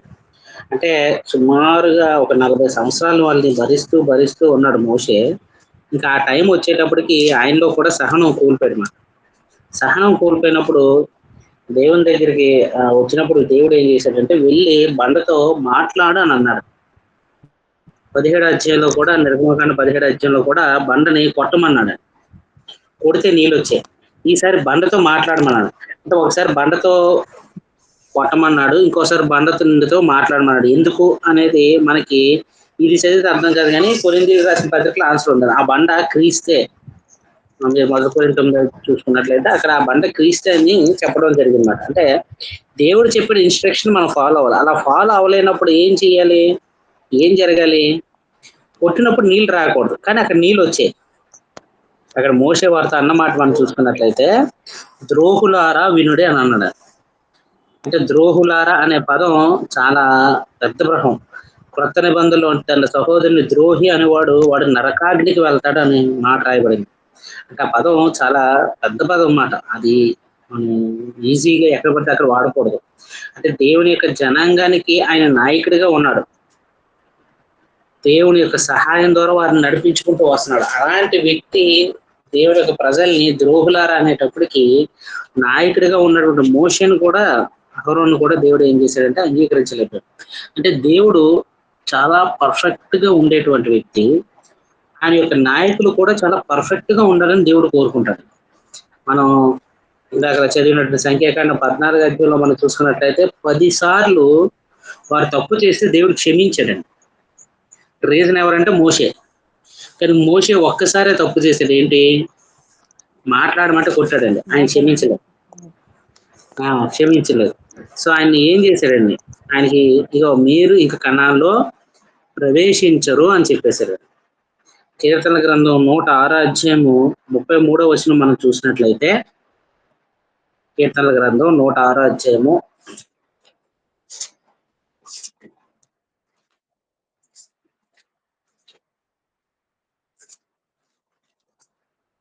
33వ వచనం మనం చూసుకున్నట్లయితే, కావున వారి మూలముగా మోషేకు బాధ కలిగిన, ఎవరు? ఇశ్రాయేలు మూలంగా మోషేకు బాధ కలిగింది. ఎట్లనగా వారు తన ఆత్మ మీద తిరుగుబాటు చేయగా అతడు తన పెదవులతో కాని మాట పలికెను అని అందని. తన పెదవులతో కాని మాట. ఏంటా మాట? ద్రోహులారా అనేటువంటి మాట కాని మాట మాట. అది దేవునికి నచ్చినటువంటి పదం. అందువల్ల దేవుడు ఏం చేశారంటే, మీరు ఇంకా అంటే కణాల్లో ప్రవేశించరు. ఒకటి, దేవుడు ఒక ఆజ్ఞాపించాడు. ఆజ్ఞాపించినట్టుగానే వాళ్ళు చెయ్యాలి. కానీ ఆజ్ఞాపించకపోయినా నీళ్ళు వచ్చినాయి. ఈ రోజు కూడా బోల్డెన్ అబద్ధ బోధలు, ఈ సాక్ష్యాలు, ఈ అద్భుతాలు ఇవన్నీ చేస్తున్నారు. మరి దేవుడు ఏం చేస్తున్నాడు అంటే, దేవుడు ఎప్పుడూ కూడా ఆ ఆయన చేసే పనులు ఎలా ఉంటాయంటే, తప్పు చేసేవారిని పర్సనల్ గా శిక్షిస్తాడండి, అందరి ముందు చేయడు. ఇప్పుడు మోషేకి ఇచ్చినటువంటి ఆజ్ఞ ఏంటంటే, నువ్వు మాట్లాడన్నాడు. కొట్టినా నీళ్ళు వచ్చాయి. ఎందుకు నీళ్ళు వచ్చాయి అంటే, అక్కడ ఇశ్రాయేలు దాహంతో ఉన్నారు, వాళ్ళ దాహం తీరాలి. అందుకోసం దేవుడు చెప్పిన మాట చేయకపోయినా దేవుడు ఏం చేశాడంటే ఫలాన్ని ఇచ్చాడు. కానీ తర్వాత పిలిచి ఏం చేశాడంటే, ఇగో మీరు కణాల్లో ప్రవేశించడం. ఈరోజు చాలా మంది దేవుని వాక్యాన్ని తప్పుగా వాడుకుంటున్నా దేవుడు వారి పట్ల కరుణ చూపిస్తున్నాడు. ఎందుకంటే ఏదో ఒక రకంగా, సత్యమో అసత్యమో ఏదో ఒక రకంగా సువార్త ప్రకటింపబడుతుంది కదా అని చెప్పి దేవుడు ఏం చేస్తున్నాడంటే, అక్కడ ఉన్న ప్రజలను బట్టి వాళ్ళకి అనుగుణంగా వాళ్ళు కోరుకున్నట్టుగా దేవుడు వారి పట్ల కరుణ చూపిస్తున్నాడు. కానీ ఎవరైతే ఈ దొంగ బోధలు చేస్తున్నారో, ఎవరైతే దేవుని మాటలు వక్రీకరిస్తున్నారో వాళ్ళకి పర్సనల్ గా తీర్పు తీస్తాడండి. సో బోధకులుగా ఉండే వారికి మరి కఠినమైన తీర్పు అని బైబిల్లో రాయబడింది అనమాట. సో ఆ తీర్పు చాలా కఠినంగా ఉంటది. సో మోషేకి వచ్చినటువంటి కఠినమైన తీర్పు ఏంటంటే, మోషే అహరోన్లు కనాన్లోనికి ప్రవేశించరు, వాళ్ళు కనాన్ని స్వాధీనపరుచుకోరు అనేది చెప్పేశారండి. సో 20 అధ్యాయంలో మనం చూసుకున్నట్లయితే, మోషే అహరోన్లు బండను కొట్టి పాపం చేయడం చేస్తారు. తర్వాత అదే అధ్యాయంలో చూసుకున్నట్లయితే అహరోన్ కూడా వృద్ధాప్యంలో మరణించినట్టుగా మనం చూస్తాం. 21 అధ్యాయంలో మనం చూసుకున్నట్లయితే, ఇశ్రాయేలు కనాన్ రాజును జయిస్తారు. అంతేకాకుండా తాపకరమైనటువంటి సర్పాలని పంపడం ద్వారా మోయాబు మైదానం వరకు వాళ్ళు ప్రయాణం చేస్తారు. ఈ తాపకరమైనటువంటి సర్పాలన్నీ వచ్చి వారిని కరుస్తున్నప్పుడు ఇశ్రాయేల్లో చాలా మంది చనిపోతూ ఉంటారు. ఆ చనిపోయినప్పుడు దేవుడు మోషే దేవునితో మాట్లాడినప్పుడు ఒక ఇత్తడి సర్పాన్ని చేయమంటారన్నమాట. ఆ ఇత్తడి సర్పం చేసి దాన్ని నిల్చోబెట్టినప్పుడు ఎవరైతే ఆ ఇత్తడి సర్పాన్ని చూస్తారో వాళ్ళందరూ బ్రతుకుతారు. అట్లాగా దేవుడు ఏం చేశారంటే వారి పట్ల ఒక అద్భుతాన్ని చేసినట్టు చూస్తాం. ఈరోజు చాలా హాస్పిటల్లో డాక్టర్స్ వాడే సింబల్ మీరు చూసే ఉంటారు. 2 పాములు ఇలాగా ఉండి ఒక సింబల్ ఉంటది, చూసారా? మీకు గుర్తుందా? డాక్టర్స్ వాళ్ళ కార్ల మీద కానీ వాళ్ళ వీళ్ళు డాక్టర్ అని తెలుసుకోవడానికి ఒక సింబల్ వాడతారు. అదేంటంటే మోషే తయారు చేసినటువంటి ఆ సర్పం, ఇత్తడి సర్పం. అంటే చనిపోయేవాడు ఆ సర్పాన్ని చూస్తే ఎలాగైతే బతికాడో డాక్టర్స్ కూడా ఆ సింబల్ పెట్టుకున్నారు అనమాట. అంటే మీరు మా దగ్గరకు వస్తే మేము మిమ్మల్ని బ్రతికిస్తాం అనడానికి ఆ సింబల్ ని ఇప్పటికీ డాక్టర్స్ వాడుతున్నారు అనమాట. సో అదే సింబల్ ని వాళ్ళు పెట్టుకున్నట్టుగా మనం చూడొచ్చు. తర్వాత మనం గమనించినట్లయితే, ఇశ్రాయేలు కనాన్ రాజును జయించడం, తర్వాత వారు తాపకర సర్పాల నుంచి వారు విడుదల పొందడం, తర్వాత మోయాబు మైదానం వరకు వారు ప్రయాణం చేస్తారు. ప్రయాణం చేసిన తర్వాత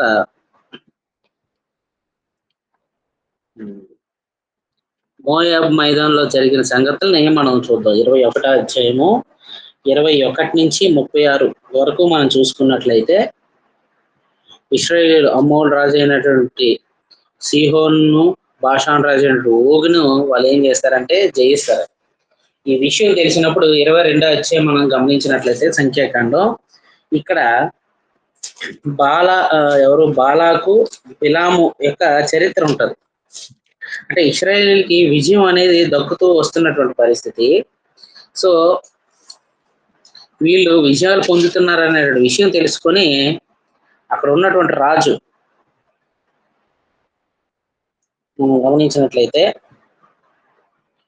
22 అధ్యాయము 22 అధ్యాయం 1 నుంచి ఒక 5 వచనాలు మనం చదివినట్లయితే, తరువాత ఇశ్రాయేలీలు సాగి యెరికోకు ఎదురుగా యోర్దాను తీరముననున్న మోయాబు మైదానములలో దిగిరి. సిప్పోరు కుమారుడైన బాలాకు ఇశ్రాయేలీలు అమోరీయులకు చేసినదంతయు చూచెను. జనము విస్తారముగా నున్నందున మోయాబీయులు వారిని చూచి మిక్కిలి భయపడిరి. మోయాబీయులు ఇశ్రాయేలీలకు జంకిరి. మోయాబీయులు మిద్యాను పెద్దలతో ఎద్దుబీటి పచ్చికను నాకివేయినట్లు ఈ జనసమూహము మన చుట్టూ ఉన్నది, యావత్తును ఇప్పుడు నాకివేయుననిరి. ఆ కాలమందు సిప్పోరు కుమారుడైన బాలాకు మోయాబీయులకు రాజు. కాబట్టి అతడు బేయేరు కుమారుడైన బిలామును పిలుచుటకు అతనిని జనుల దేశమందలి నది యొద్దనున్న పేతోరుకు దూతల చేత ఈ వర్తమానము పంపెను. చిత్తగించుము, ఒక జనము ఐగుప్తుల నుండి వచ్చెను. ఇదిగో, వారు భూతలమును కప్పి నా ఎదుట దిగియున్నారు. కాబట్టి నీవు దయచేసి వచ్చి నా నిమిత్తము ఈ జనమును శపించుము. వారు నాకంటే బలవంతులు, వారిని హతం చేయుటకు నేను బలముందుదునేమో. అప్పుడు నేను ఈ దేశముల నుండి వారిని తోలివేయుదును. ఏలయనగా నీవు దీవించువాడు దీవింపబడుదు అనియు, శపించువాడు శపింపబడుననియు నేను ఎరుగుదును. కాబట్టి మోయాబు పెద్దలను మిద్యాను పెద్దలను పోదే పొమ్మును చేత పట్టుకుని బిలాము నద్దకు వచ్చి బాలాకు మాటలను అతనితో చెప్పగా, అతడు వారితో, ఈ రాత్రి ఇక్కడనే ఉండుడి, యెహోవా నాకు సెలవిచ్చిన మాటలను నేను తిరిగి వచ్చి మీతో చెప్పేదనెను. అప్పుడు మోయాబు అధికారులు బిలాము నద్దకు బస చేసిరి. దేవుడు బిలాము నద్దకు ఇక్కడ మనం గమనించినట్లయితే బాలాకు అనేటువంటి రాజు, మిద్యానీయుల రాజు, ఇశ్రాయేలీలకి అన్ని చోట్ల విజయం అనేది దక్కుతూ ఉన్నది. దాన్ని బట్టి ఆ మిద్యానీయులు అందరూ కూడా ఇశ్రాయేల్ చూసి భయపడ్డారట. వాళ్ళు ఎలా ఉన్నారంటే, ఎద్దు నాకి వేస్తే మొత్తం అంతా మనం పోతాం, వాళ్ళకి అంత సైన్యం ఉంది, మనం వాళ్ళని గెలలేము అన్నప్పుడు ఆయన చేసినట్టు ఒక కుటిలమైన ఆలోచన ఏంటంటే, బిలాం అనేటువంటి ఒక అన్య ప్రవక్త ఉన్నాడు. ఆయన ఇశ్రాయేలీయుడు కాదు, అన్యుల్లో ఉన్నటువంటి ఒక ప్రవక్త. ఆయనతో దేవుడు మాట్లాడిస్తూ ఉంటాడు అన్నమాట. సో మనం పని చేద్దాం, ఆయనకి మంచి పేరు ఉంది కాబట్టి ఆయన్ని పిలిపించి ఆయనకి ద్రవ్యం ఇచ్చి, అంటే ఆయన కొంత డబ్బు ఇచ్చి, ఆయన కొంత ఆహారం ఇచ్చి, ఆయన చేత ఇశ్రాయేలీని శపిద్దాం. సో ఆయన దైవజనుడు కాబట్టి దైవజనుడు శపిస్తే అది జరుగుతుంది అని వాళ్ళు నమ్ముతున్నారు అన్నమాట. దైవజనుడు శపిస్తే జరగదు కదా, దేవుడు ఆయన నోటిని వాడుకుంటున్నాడు. దేవుడు ఏం పలకమంటే అది పలకాలి, ఏం పలకూడదంటే అది పలకూడదు అన్నమాట. సో అక్కడ ఆ వ్యక్తిలో లేదు, దేవుడు ఆయన నోటితో పలికించేటువంటి ఆ మాటలో బట్టి అవి జరుగుతూ ఉన్నాయన్నమాట. సో అక్కడ వ్యక్తికి ఎలాంటి ప్రభావం లేదు. సో వీళ్ళు ఏం చేశారంటే, వీళ్ళు బిలాముని కలిశారన్నమాట. కలిసి, మేము వాళ్ళతో యుద్ధం చేస్తే మేము చచ్చిపోతాం, అందుకని నువ్వేం చేస్తావంటే, బిలాము ఇగో మేము అందరూ వచ్చాం, నీకు కొంత తీసుకొని వచ్చాం, నువ్వు ఎలాగైనా సరే వాళ్ళని శపించినప్పుడు బిలాము ఏం చేస్తాడంటే, అది నా చేతుల్లో లేదు, నా దేవుని చేతుల్లో ఉంది, నేను మొదట ఆయనతో విచారం చేస్తా, ఆయన ఏమంటాడో తెలుసుకుని అదే నేను మీతో చెప్పగలను, ఆయన చెప్పింది తప్ప వేరే మాట నేను చెప్పలేను, ఎందుకంటే ప్రవక్తగా నా నోటి నుంచి వేరే మాట రాకూడదు, రాలేదు కూడా, ఎందుకంటే నా స్వరాన్ని దేవుడే వాడుకుంటున్నాడు అని చెప్పాడు వాడు.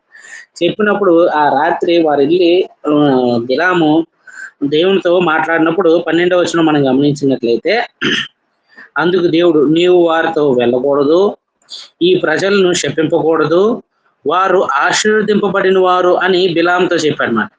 సో బిలాము ఇదే విషయాన్ని మరలా వాళ్ళకి చెప్పినప్పుడు వాళ్ళు వెళ్ళిపోయి మరలా ఇంకొంచెం డబ్బు ఇవన్నీ పట్టుకొని వస్తారన్నమాట.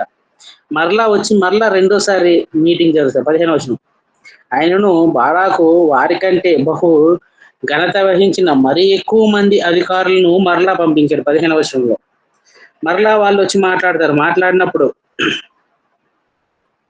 18వ వచనంలో మనం గమనించినట్లయితే అంటాడు, అందుకు బిలాము బాలాకు తన ఇంటెడు వెండి బంగారంలో నాకు ఇచ్చిను, కొద్ది పని అయినను గొప్ప పని అయినను చేయుటకు నేను నా దేవుడైన యెహోవా నోటి మాట మీరలేను, కాబట్టి మీరు దయచేసి ఈ రాత్రి ఇక్కడే ఉండండి అన్నాడు.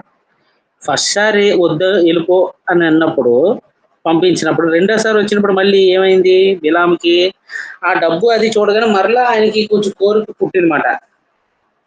మరలా ఈసారి మరలా దేవుడితో మాట్లాడుతాను అన్నాడు. ఆ రాత్రి మాట్లాడారు.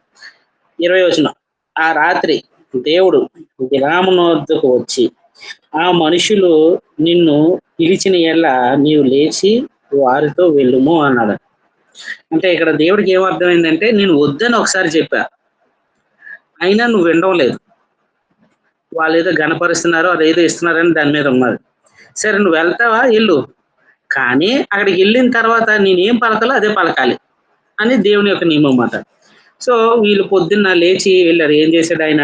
గాడిద గంట కట్టుకొని వెళ్తూ ఉన్నాడనమాట. మోయాబు అధికారులతో కూడా వెళ్ళను. అతడు వెళ్ళుచుండగా దేవునికి కోపం కలిగిందంట. ఎందుకంటే ఈయన వెళ్ళేటప్పుడు దేవుడు ఈయన ఏం చెప్పాడంటే, నువ్వు వెళ్ళు, మొదట వద్దున్నప్పుడే నో అని చెప్పాలి. అయినా సరే రెండోసారి దేవుని శోధించాడు అనమాట. శోధించినప్పుడు దేవుడు ఓకే అన్నాడు. కానీ వెళ్ళేటప్పుడు వాళ్ళతో సంభాషణ చేసేటప్పుడు ఈయనకి ఏముందంటే, దేవుడు చెప్పిన మాట కాకుండా ఈ యొక్క ఎవరైతే బాలాకు ఉన్నాడో ఆయన చెప్పినట్టుగా కనుక నేను చెప్తే ఆ డబ్బు, ఆ ఘనత, ఆ అధికారం వస్తుందనే ఉద్దేశంతో ఆయన మనసు మారినప్పుడు దేవుని కోపం రగిలిందన్నమాట. ఆయన ఏం చేశాడంటే, ఒక దూత అతనికి విరోధి తోటలో నిలిచాడంట. అతడు తన గాడిదనెక్కి పోవుచుండగా అతని పనివారు ఇద్దరు అతనితో కూడా ఉన్నారు. 23వ వచనం. యెహోవా దూత ఖడ్గము దూసి చేత పట్టుకుని త్రోవలో నిలిచిండుట ఆ గాడిద చూచిన గనుక అది త్రోవను విడిచి పొలములోనికి పోయెను. బిలాము గాడిదను దరికి మలుపోవాలని దాన్ని కొట్టగా, యెహోవా దూత ఇరుపక్కలను గోడలు గల ద్రాక్ష తోటల సందుల్లో నిలిచెను. గాడిద యెహోవా దేవతను చూచి గోడ మీద పడి బిలాము కాలు గోడకు అదిమైన గనుక అతడు దాన్ని మరలా కొట్టెను. యెహోవా దూత ముందు వెళ్ళుచు కుడికైనను ఎడమకైనను తిరుగుటకు దారిలేని ఇరుకు చోటను నిల్చుండగా గాడిద యెహోవా దూతను చూచి బిలాముతో కూడా క్రింద కూలబడిన గనుక బిలాము కోపం మండి అతని చేతి కర్రతో గాడిదను కొట్టెను. అప్పుడు యెహోవా దూత ఆ గాడిదకు వాక్కునిచ్చెను గనుక అది, నీవు నన్ను ముమ్మారు కొట్టితివి, నేను నిన్నేమి చేసేదనని బిలాముతో అనగా, బిలాము, నీవు నా మీద తిరుగుబడితివి, నా చేత ఖడ్గమున్న ఎడల నిన్ను చంపేదనని గాడిద అనగా, అందుకు గాడిద, నేను నీ దాన్నే మొదలుకొని నేటి వరకు నీవు ఎక్కుచూ వచ్చిన నీ గాడిదను కానా, నేను ఎప్పుడైనా నీకు ఇట్లు చేయుట కదా అని బిలాముతో అనగా, అతడు లేదనను. అంతటి యెహోవా బిలాము కన్నులు తెరిచెను గనుక దూసిన ఖడ్గము చేత పట్టుకుని త్రోవలో నిలిచి ఉన్న యెహోవా దూత అతడు చూచి తల వంచి సాష్టాంగ నమస్కారం చేయగా, యెహోవా దూత ముమ్మారు ఆ గాడిదను నీవేళ కొట్టితివి, ఇదిగో నా ఎదుట నీ నడత విపరీతమైనది కనుక నేను నీకు విరోధినే బయలుదేరి వచ్చితిని అని సమాధానం ఇచ్చాడు. సో ఆ కింద మాట్లాడుతూ అందుకు బిలాము, నేను పాపం చేశాను, నీవు నాకు ఎదురుగా త్రోవలో నిలిచి నాకు తెలిసినది కాదు, కాబట్టి ఈ పని నీ దృష్టికి చెడ్డదైతే నేను వెనుకకు వెళ్ళేదనని యెహోవాతో చెప్పాడు మాట. కానీ అక్కడ దూత ఏమంటాడంటే, నువ్వు వెళ్ళు, కానీ అక్కడ ఏం పలకాలో నేనే చెప్తాను అని అక్కడ మాట్లాడతారు. సో ఇట్లాగా మనం చూసుకున్నట్లయితే మొట్టమొదటిసారి ఒక గాడిదతో దేవుడు ఏం చేశాడంటే బిలాముకి బుద్ధి చెప్పినట్టుగా మనం చూస్తాము. అసలు గాడిద మాట్లాడడం అనేదే చాలా గొప్ప విషయం. అలాంటిది దేవుడు ఆయనకు ఒక బుద్ధి చెప్పాలనుకున్నాడు అనమాట. అంటే పరిస్థితులను బట్టి, మన యొక్క ప్రవర్తనను బట్టి కొన్ని సార్లు దేవుడు బుద్ధి చెప్పాలనుకుంటే మనుషులే కాదు, దేవదూతలే కాదు, కొన్ని సార్లు మన దగ్గర ఉన్నటువంటి జంతువుల ద్వారా కూడా దేవుడు బుద్ధి చెప్తాడు. వాటిని కూడా దేవుడు వాడుకుంటాడు. ఏలియా కరువులో ఉన్నప్పుడు కాకుల చేత ఆయన ఆహారం ఇచ్చి పోషించగలిగాడు. సో ఇక్కడ గాడిదతోటి ఆయన తప్పు చేస్తున్నాడని చెప్పి ఆయన మందలించేటట్టుగా చేశాడనమాట. దాన్ని 3 సార్లు కొట్టాడు. ఎందుకు కొట్టావంటే, నా దగ్గర కత్తి ఉంటే నేను చంపేద్దాను అన్నాడు. అంటే అంతవరకు ఆయన కూడా రియలైజ్ అవ్వట్లేదు, గాడిదతో నేను మాట్లాడుతున్నాను కూడా రియలైజ్ అవ్వలేదు. అంత కోపం ఉందన్నమాట. అంటే నేను ఒక ఇంపార్టెంట్ పని మీద వెళ్తున్నాను, నువ్వు నాకు సహకరించలేదు అనే కోపమే ఉంది తప్ప దేవుని యొక్క దూత అడ్డంగా ఉండి మనల్ని చంపబోతుంది, నిన్ను రక్షించడానికి నేను ప్రయత్నం చేస్తున్నాను అనేటువంటి విషయాన్ని ఆయన గమనించలేకపోయారు అన్నమాట. సో దానికి ఆయన క్షమాపణ చెప్తారు.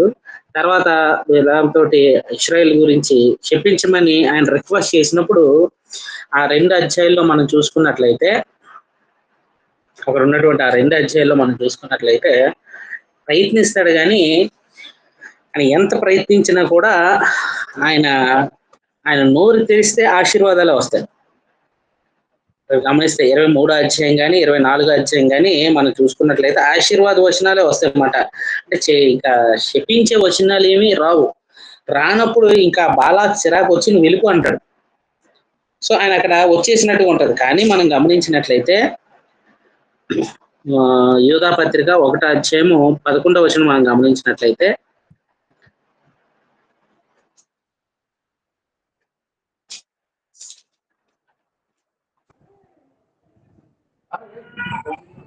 యూదా పత్రిక 1వ అధ్యాయం 11వ వచనం.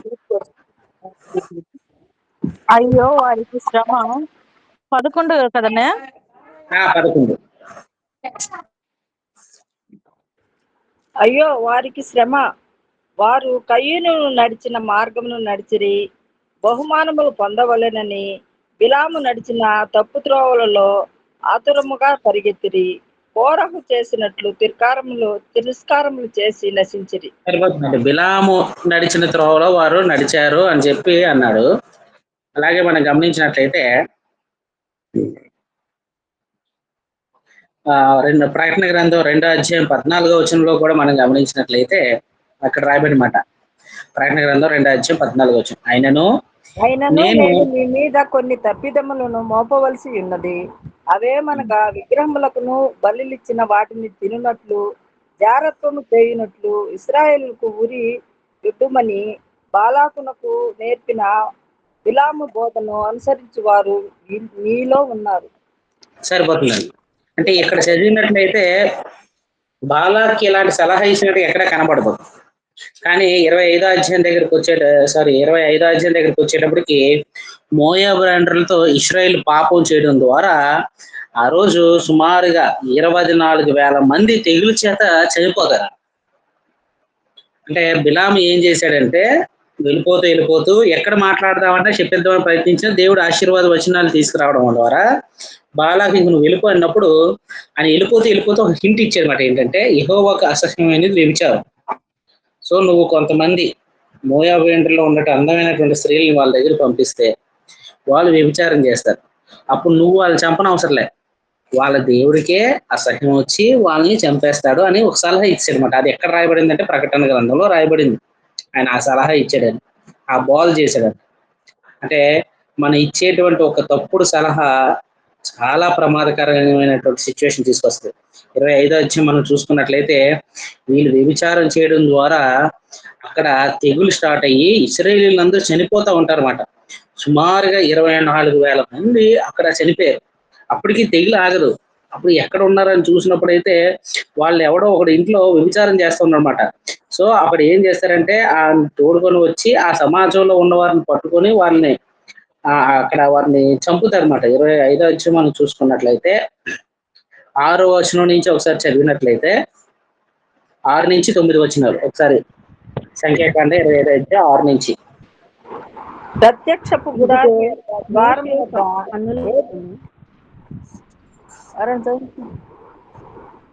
ఏడ్చుచున్న ఇశ్రాయేలీల సర్వ సమాజం యొక్క కన్నుల ఎదుటను ఇశ్రాయేలీలలో ఒకడు తన సహోదరుల యొద్ద ఒక మిద్యాను స్త్రీని తోడుకొని వచ్చెను. యాజకుడైన అహరోను మనవడును ఎలియాజరు కుమారుడైన షిఫోనేహను అది చూసి సమాజము నుండి లేచి వీటిని చేతబొట్టుకొని పడక చోటికి ఆ ఇశ్రాయేలీని వెంబడి వెళ్ళి ఆ ఇద్దరిని అనగా ఆ ఇశ్రాయేలీని ఆ స్త్రీని కడుపులో గుండా చూసిపోసినట్లు పొడిచెను. అప్పుడు ఇశ్రాయేలులో నుండి తెగులును విడిచిపోయింది. 24,000 మంది ఆ తెగులు చేత చనిపోయింది. సరిపోతుంది. అంటే 25వ అధ్యాయం దగ్గరకు వచ్చేటప్పటికి దీని అంతటికి కారణం ఎవడంటే బిలాము చేసినటువంటి తప్పుడు బోధ వలన ఏం జరిగిందంటే వీళ్ళందరూ కూడా 24,000 మంది చనిపోయారంట వ్యభిచారం చేయడం వల్ల. అంటే ఎలాంటి సలహా ఇచ్చాడో చూడండి. అంటే దేవుడు శపించడం లేదు, నోరు తెరిస్తే ఆశీర్వాదాలు వస్తున్నాయి. బిలాం దగ్గర నుంచి డబ్బు ఘనత పొందాలి. ఏం చేశాడు? ఒక చిన్న సలహా ఇచ్చిపోయాడు. దానివల్ల 25వ అధ్యాయంలో చూసుకున్నట్లయితే 25,000 మంది చనిపోయినట్టుగా చూస్తాం. తర్వాత 26వ అధ్యాయం దగ్గరకు వచ్చేటప్పటికి మరలా ఇశ్రాయేల్ని రెండోసారి లెక్కిస్తారండి. ఎందుకంటే ఇంతమంది చనిపోయారు కదా, సో ఎవడున్నాడో ఎవడు పోయాడో లెక్కించి చేసినప్పటికీ అక్కడ చూసుకున్నట్లయితే సుమారు 26వ అధ్యాయంలో లెక్క చూసుకున్నట్లయితే 6,1730 మంది జనాభా ఉన్నట్టుగా మనకి తెలుస్తుంది అన్నమాట. ఇదే అధ్యాయంలో మనం గమనించినట్లయితే కోరాహు కుమారులు కూడా చనిపోకుండా బ్రతికే ఉన్నారు. ఆ అధ్యాయం మనం చూసుకున్నట్లయితే 26వ అధ్యాయం 10వ వచనం మనం చూసుకున్నట్లయితే 10 కాదు 9 నుంచి మనం చూసుకున్నట్లయితే 26వ అధ్యాయం 9 నుంచి 11. కోరాహు తన సమూహములో పేరు పొందినవాడు. అతని సమాజము యెహోవాకు విరోధముగా వాదించినప్పుడు సమాజములో మోషే అహరోనులకు విరోధముగా వాదించిన దాతాను అబీరాములు వీరు. ఆ సమూహపు వారు మృతి పొందినప్పుడు అగ్ని 250 మందిని భక్షించినందునను భూమి తన నోరు తెరచి వారిని కోరాహును మృంగివేసినందునను వారు దృష్టాంతములైరి. అయితే కోరాహు కుమారులు చావలేదు. షిమ్యోను పుత్రుల వంశములలో నెమూయేలు వంశస్థులు, యూమీను వంశస్థులు, యూకీనీల వంశస్థులు, జెరాహీలు జెరాహు వంశస్థులు, షాపుల వంశస్థులు. ఇవి షిమ్యోనీయులు వంశస్థులను. వారు 22,200 మంది. గాదు అంటే ఇక్కడ మనం గమనించినట్లయితే కోరాహు వంశం అంతా కూడా చనిపోయిందని 16వ అధ్యాయంలో చూసాం. కానీ ఇక్కడ లెక్క వేసేటప్పుడు మనకు తెలిసింది ఏంటంటే కోరాహు కుమారులు చనిపోలేదండి. అంటే మోషే ఎప్పుడైతే సర్వ సమాజం నుండి వారి నుంచి తొలగిపోండి అని హెచ్చరిక చేసినప్పుడు కోరాహు దగ్గర నుంచి ఎవరు వచ్చేసారంటే ఆయన కుమారులు బయటకు వచ్చేసారు. అంటే కొన్నిసార్లు దేవుని వైపు నిలబడే ప్రజలు ఉంటారు, కుటుంబం వైపు నిలబడే ప్రజలు ఉంటారు. ఎప్పుడైతే కోరాహు మోషే స్థానాన్ని లేదా అహరోను యొక్క స్థానాన్ని ఆశించాడో ఆశించినప్పుడు ఆయన కుమారులు ఆయనకి సపోర్ట్ చేయలేదండి. సో వాళ్ళు బయటికి రావడం ద్వారా కీర్తన గ్రంథం మనం 42 నుంచి 49 కీర్తనలు ఈరోజు చదవగలుగుతున్నాం అంటే దానికి కారణం ఎవరంటే కోరాహు కుమారులు రచించిన కీర్తనలే మనం ఈ రోజు చదువుతూ ఉన్నామాట. సో అలాగా దేవుడు కోరాహు యొక్క కుమారులు దేవుని పక్షాన మోషే పక్షాన ఉండడం ద్వారా వారు దేవాలయంలో కీర్తనలు పాడుతూ దేవుని మహిమపరిచినట్టుగా మనం చూడొచ్చు. సో 27వ అధ్యాయం దగ్గరికి వచ్చేటప్పటికి ఆ స్వాస్యాన్ని గురించి మోషే తర్వాత నాయకుడు యెహోషువ అనేటువంటి విషయాన్ని దేవుడు ఆడికి వివరించేస్తాడు. 27వ అధ్యాయంలో చూసుకున్నట్లయితే మోషేకి క్లియర్ గా చెప్పేస్తాడన్నమాట, ఇగో నీ టైం అయిపోయింది, ఇంకా నువ్వు వెళ్ళిపోయి నూను కుమారుడైనటువంటి యెహోషువని నీ తర్వాత నాయకుడిగా ఎంచేసుకో అని చెప్తాడు. సో మోషే చివరిసారిగా కనాన్ని చూడాలనుకున్నప్పుడు ఆయన్ని ఆ కనాను చూసేటట్టుగా ఆయన అవకాశం ఇస్తాడు. తర్వాత 28 నుంచి 29 అధ్యాయులు మనం చూసుకున్నట్లయితే నియామక కాలాల్లో అర్పించాల్సినవి దేవుడు ఇచ్చినటువంటి కాలంలో ఏమేమి అర్పణలు అర్పించాలి, ఎట్లాగా ఆ పండుగలు చేయాలో అవన్నీ ఉంటాయి. 30వ అధ్యాయంలో మొక్కుబడులు, ఎవరైనా మొక్కుబడి పెట్టుకుంటే ఆ మొక్కుబడిని ఎలా చెల్లించాలి, ఆ విషయంలో వారు ఎంత పర్ఫెక్ట్ గా ఉండాలనేది 30వ అధ్యాయంలోని ఎన్ని రకాల మొక్కుబడులు ఉన్నాయో అవన్నీ వివరించడం జరిగింది. 31వ అధ్యాయంలో ఇశ్రాయేలీయులు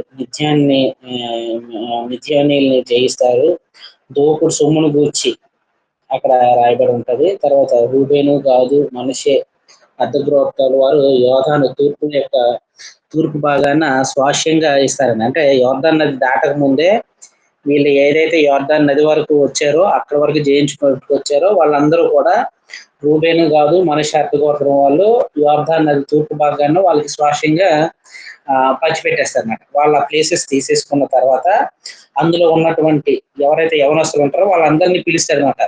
ఇదిగో మీకు స్వాస్యం వచ్చేసింది అని చెప్పి మీరు ఉండి ఎంజాయ్ చేయడం కాదు, ఇంకా మీ అన్నదమ్ములు మిగతా గోత్రాలన్నిటికీ మిగతా యోర్దాన్ అవతల ఉన్నటువంటి దేశాలు ఏవైతే ఏరుకో పట్టణాలు ఇవన్నీ ఉన్నాయో వాటన్నిటిని జయించాలి. కాబట్టి మీరు అందరూ కూడా మీ ఇండ్లని మీ యొక్క భార్యలను అందరినీ విడిచిపెట్టి మీరు వచ్చి మీ సహోదరికి సహాయం చేయండి అన్నప్పుడు ఆ గోత్రాల్లో ఉన్నటువంటి పురుషులందరూ కూడా అంటే భార్యల్ని పిల్లలందరినీ అక్కడ వదిలేసి వృద్ధులను అందరినీ అక్కడ వదిలేసి వీళ్ళు మాత్రం ఇశ్రాయేల్తో కలిసి వస్తారు. ఎందుకంటే మిగతా దేశాలను కూడా స్వాధీనపరుచుకున్నట్టుగా. తర్వాత ఇశ్రాయేల్ చేసినటువంటి ప్రయాణ క్రమాన్ని 33వ అధ్యాయంలో వివరించాడు. కనాను దేశపు సరిహద్దులు, కనాను యొక్క స్వాస్యంగా పంచిపెట్టాల్సిన వారు ఎవరు అనేది వివరిస్తాడు. తర్వాత లేవీలకు ఇవ్వాల్సినటువంటివి ఇవ్వాల్సినటువంటి పురాలు, వాళ్ళు ఎక్కడ నివసించాలి, ఏ ప్లేస్ లో ఉండాలో వాటి గురించి, అంతేకాకుండా ఆశ్రయపురాల గురించి, అంటే ఎవరైనా తప్పించుకొని ఏదైనా ద్వేషం నుంచి కానీ ఏదైనా ప్రాంతం నుంచి వస్తే వాళ్ళు ఉండడానికి ఆశ్రయపురాలని ఉంటాయండి, షెల్టర్స్. వాటిని ఎక్కడెక్కడ ఉండాలో చెప్పారన్నమాట. ఫిలోజేబేద కుమార్తె శ్వాస్యం గురించి కూడా అక్కడ 36 అధ్యాయంలో వివరించారు. ఈ గ్రంథంలో మనం గమనించినట్లయితే సంఖ్యాకాండంలో క్రీస్తుని గురించి ప్రవచించినటువంటి విషయాలు ఏంటంటే, బండ ఏదైతే ఉన్నదో సంఖ్యాకాండం 20 అధ్యాయము 7 నుంచి 13 వచనాల్లో మాట్లాడమంటే కొట్టారు కదా, దాన్ని ఎందుకు మాట్లాడమన్నాడు అనేదాన్ని 1 కొరింథీ 10 అధ్యాయము 4వ వచనంలోని చెప్పబడిందండి. ఆ బండ క్రీస్తే అని చెప్పడం జరిగింది. సంఖ్యాకాండంలో 21 అధ్యాయం 5 నుంచి 9 వచనాల్లో ఇత్తడి సర్పం ఏదైతే చూపిస్తే ఆ తాపకైన సర్పాలు కరిచిన వాళ్ళు బ్రతికారో దాని సాదృశ్యాన్ని యోహాను సువార్త 3వ అధ్యాయం 14 నుంచి 16 వచనాల్లో మనం గమనించవచ్చు. ఒకసారి 1 కొరింథీ 10 అధ్యాయం 4వ వచనం ఒకసారి చదువుదాం.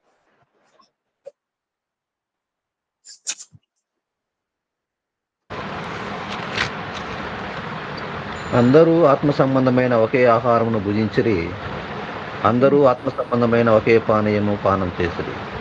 ఏలయనగా తను వెంబడించిన ఆత్మ సంబంధమైన బండలు అనేది త్రాగిరి. ఆ బండే క్రీస్తు.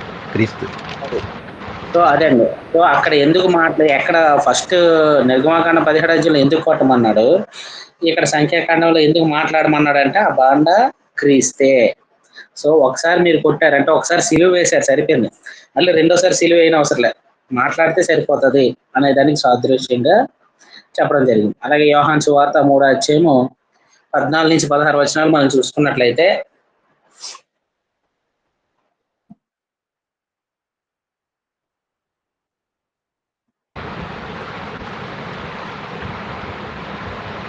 అరణ్యములో మోషే సర్పము ఎలాగూ ఎత్తెనో అలాగే విశ్వసించు ప్రతి వాడును నశింపక ఆయన ద్వారా నిత్య జీవం పొందినట్లు మనిషి కుమారుడు ఎత్తబడవలను.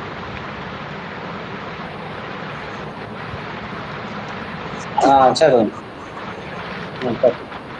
అంటే ఎలాగైతే సర్పం ఎత్తబడిందో అలాగే మనిషి కుమారుడు కూడా ఎత్తబడతాడు, ఆయన చూసిన వారు ఆయన నామాన్ని అంగీకరించబడి రక్షింపబడతారు. అలాగే బిలాము కూడా ఇశ్రాయేల్ని శపించమని బాలాకు కోరినప్పుడు ఆయన పలికిన ప్రతిసారి కూడా ఆయన ఆశీర్వాదాలు వచ్చాయి. అందులో ఒక 2 వచనాలు యేసుక్రీస్తుని గురించి రాయబడిన మాటలు. 24 అధ్యాయం 7వ వచనము అలాగే 17వ వచనం.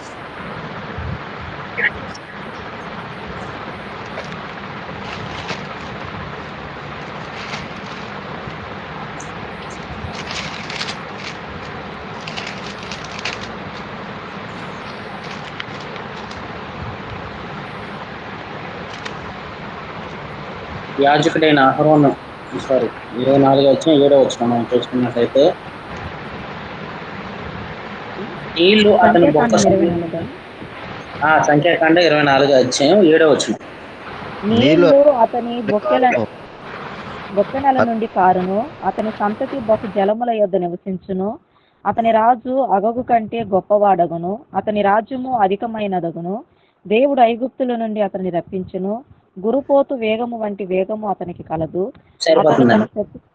చాలండి అవకాశం. అక్కడ కృష్ణుని గురించి చెప్పడం, నీళ్ళు అతని బొక్క నుండి కారును, అంటే ఆయన చివరగా పొడిచినప్పుడు నీళ్లు రక్తం కారాయి కదా, దాని గురించి చెప్పబడినట్టు మాట. అలాగే 17వ వచనం కూడా మనం చూసుకున్నట్లయితే, అదే అధ్యాయం 17వ వచనం. ఆయనను చూచుచున్నారు గాని ప్రస్తుతం ఉన్నట్టు కాదు, ఆయనను చూచుచున్నాను గాని సమీపమునున్నట్టు కాదు. నక్షత్రము యాకోబులో ఉదయించును, రాజదండము ఇశ్రాయేలీయుల నుండి లేచును. అది మోయాబు ప్రాంతములను కుట్టును, కలహవీరులనందరినీ నాశనం చేయును. ఏదేమును సేయిరును ఇశ్రాయేలీయులకు. అక్కడ నక్షత్రము యాకోబులో ఉదయించును అనేది క్రీస్తుకి సంబంధించినటువంటి ప్రవచనము.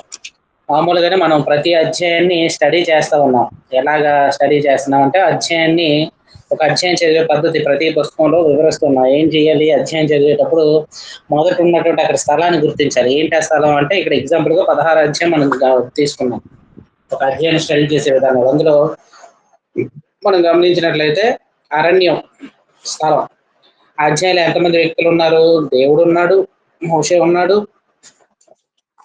కోరాహు ఉన్నాడు, దాతాను అబీరాము ఉన్నారు, ఓహును, అహరోను అలాగే తిరుగుబాటు చేసినటువంటి వారి కుటుంబాలు, అది 250 మంది ఉన్నారన్నమాట. అలాగే తర్వాత అధ్యాయానికి పేరాలుగా విభజించుకోవాలి. సో అధ్యాయంలో మొత్తం 50 వచనాలు ఉన్నాయి. దాన్ని ఎన్ని పేరాలుగా చూడాలి. 1 నుంచి 3 వచనాల్లో కోరాహు సమూహం తిరుగుబాటు చేయడం, 4 నుంచి 11 వచనాల్లో మోషే కోరాహుతో ధూపార్తులు తీసుకొని దేవుని సన్నిధికి రండి అని చెప్పడం, 12 నుంచి 15 వచనాల్లో మోషే దాతాను అభిరాముల్ని పిలిపించడం, 16 నుంచి 19 వచనాల్లో కోరాహు సమూహం ధూపార్తుల్ని తీసుకుని రావడం మనం చూడొచ్చు. 20 నుంచి 40 చూసుకున్నట్లయితే భూమి తన నోరు తెరచి కోరాహు సంబంధులందరినీ మింగివేయడం మనం చూస్తాం. 41 నుంచి 50 మనం గమనించినట్లయితే మోషే అహరోను మీద కోరాహు నిమిత్తం తిరుగుబాటు చేసిన వారందరికీ వచ్చినటువంటి తెగుల్ని మనం చూస్తూ ఉన్నాం. ఇట్లాగా ఒక అధ్యాయాన్ని మనం వారందరూ చనిపోయినట్టుగా చూడొచ్చు. సో అధ్యాయానికి పేరు పెట్టాలంటే ఏమని పెట్టచ్చు అంటే కోరాహు తిరుగుబాటు అని ఒక పేరు మనం పెట్టుకోవచ్చు అన్నమాట. సో అధ్యాయం ఈ పుస్తకంలో దేవుని యొక్క మనం గమనించినట్లయితే అధ్యాయంలో దేవుని యొక్క జోక్యాన్ని మనం గమనించినట్లయితే కోరాహు సమూహం వ్యతిరేకంగా లేచినటువంటి విషయంలో దేవుని యొక్క జోక్యం మనం చూడొచ్చు. మోషే అహరోనులపై ప్రజలు తిరుగుబాటు విషయంలో దేవుని యొక్క జోక్యాన్ని మనం అక్కడ గమనించవచ్చు. దేవుడు డైరెక్ట్ గా మోషేతో మాట్లాడతారు. ఇందులో ఏదైనా దేవుని యొక్క లక్షణం ఉందా? అధ్యాయం చదివేటప్పుడు 6వ పాయింట్ ఏంటంటే దేవుని యొక్క లక్షణం ఏంటని గమనించాలి. దేవుడు సమస్త శరీరాత్మలకు దేవుడు నేల నెరవేర్చినట్లు చేయువాడు అనే లక్షణం అన్నమాట. సాతాను యొక్క స్వభావం ఏముంది ఈ అధ్యాయంలో చూసుకున్నట్లయితే తనకి తానే హెచ్చించుకున్నట. ఇప్పుడు కోరాహు అభిరాములు దాతాను అభిరాములు హెచ్చించుకున్నారు, అది సాతాను యొక్క స్వభావం. 2 నాయకులకు లోబడకపోవడం కూడా సాతాను యొక్క స్వభావం. ఈ అధ్యాయంలో నీతి ఏంటి? ఆ అధ్యాయం రాసుకున్నప్పుడు అందులో నీతి ఏంటని చూసుకున్నట్లయితే నాయకులను గౌరవించుట, తన నిజాయితీని కనపరుచుకునుట, దేవునికి సాగిలు పడుట అనేది నీతి. దానికి సంబంధించిన వచనాలు అక్కడ రాశారు. సో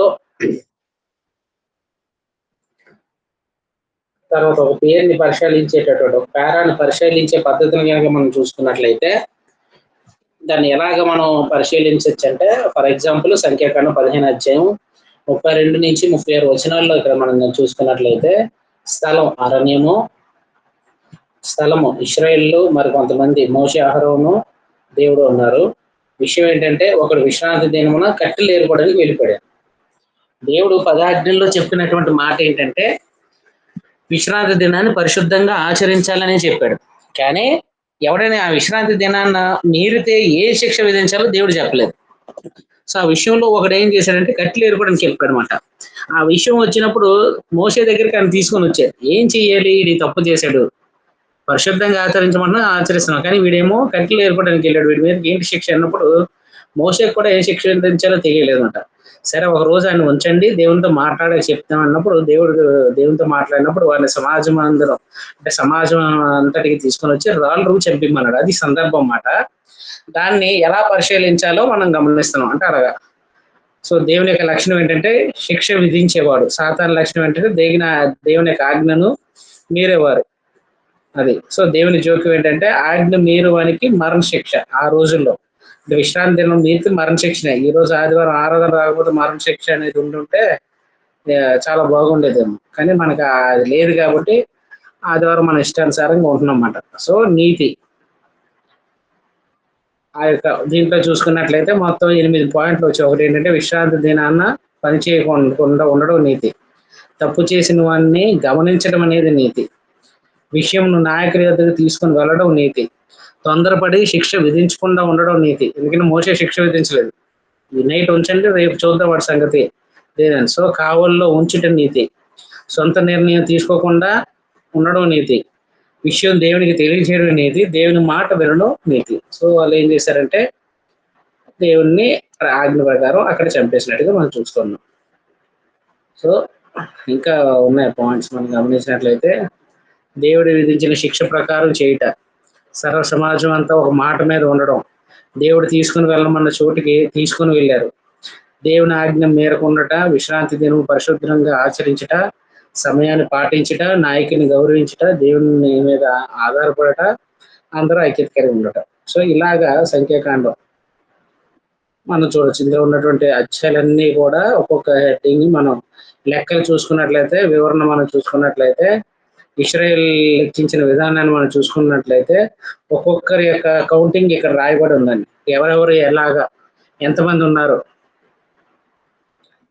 ఇస్రాయేల్ ప్రధానులు చూసుకున్నట్లయితే ఇక మోషే వారిని 36 అధ్యాయులు మనం చూసుకున్న అక్కడ మనం గమనించినట్లయితే మోషే వారిని లెక్కించిన విధానం, తర్వాత రూబేను పుత్రుల యొక్క వంశావళి వాళ్ళు ఎంతమంది ఉన్నారు, 46,000 మంది, 59,000 మంది, అలా ఒక్కొక్క గోత్రానికి ఎంతమంది వచ్చారో ప్రతిదీ కూడా డీటెయిల్డ్ గా రాయబడింది. దాన్నే మనం కౌంట్ చేస్తే సీనాయి దగ్గర వచ్చిన వారి లెక్క ఏంటంటే 6,03,550 మంది, 550 మంది మాట లెక్క. సో అలాగా ఒక్కొక్క అధ్యాయానికి ఏం చేయాలంటే హెడ్డింగ్ పెట్టుకోవాలన్నమాట. ఒక్కొక్క అధ్యాయాన్ని డివైడ్ చేసుకోవాలి. అంటే ఇవన్నీ ఇంకా మనం ఒక్కొక్క అధ్యాయంలో ఉన్నది మనం అవుట్లైన్ చూసాం. మీకు దీనికి సంబంధించినటువంటి నోట్స్ మీకు పంపిస్తా.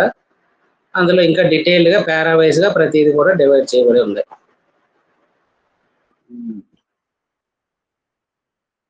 సో ఇది సంఖ్యాకాండానికి సంబంధించిన అవుట్లైన్. దీనికి సంబంధించిన నోట్స్ నేను ఛానల్లో పెడతాను.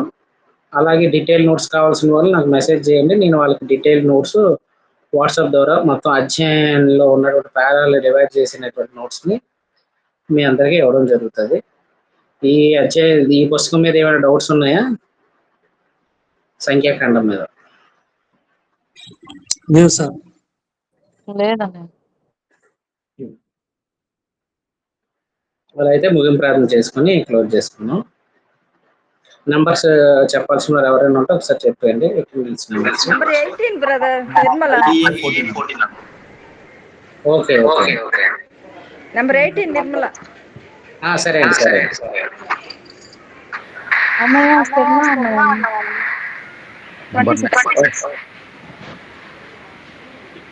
Okay Rajavardhan 28 sir. ఓకే తీసుకున్నాండి. నంబర్ 9. ఓకే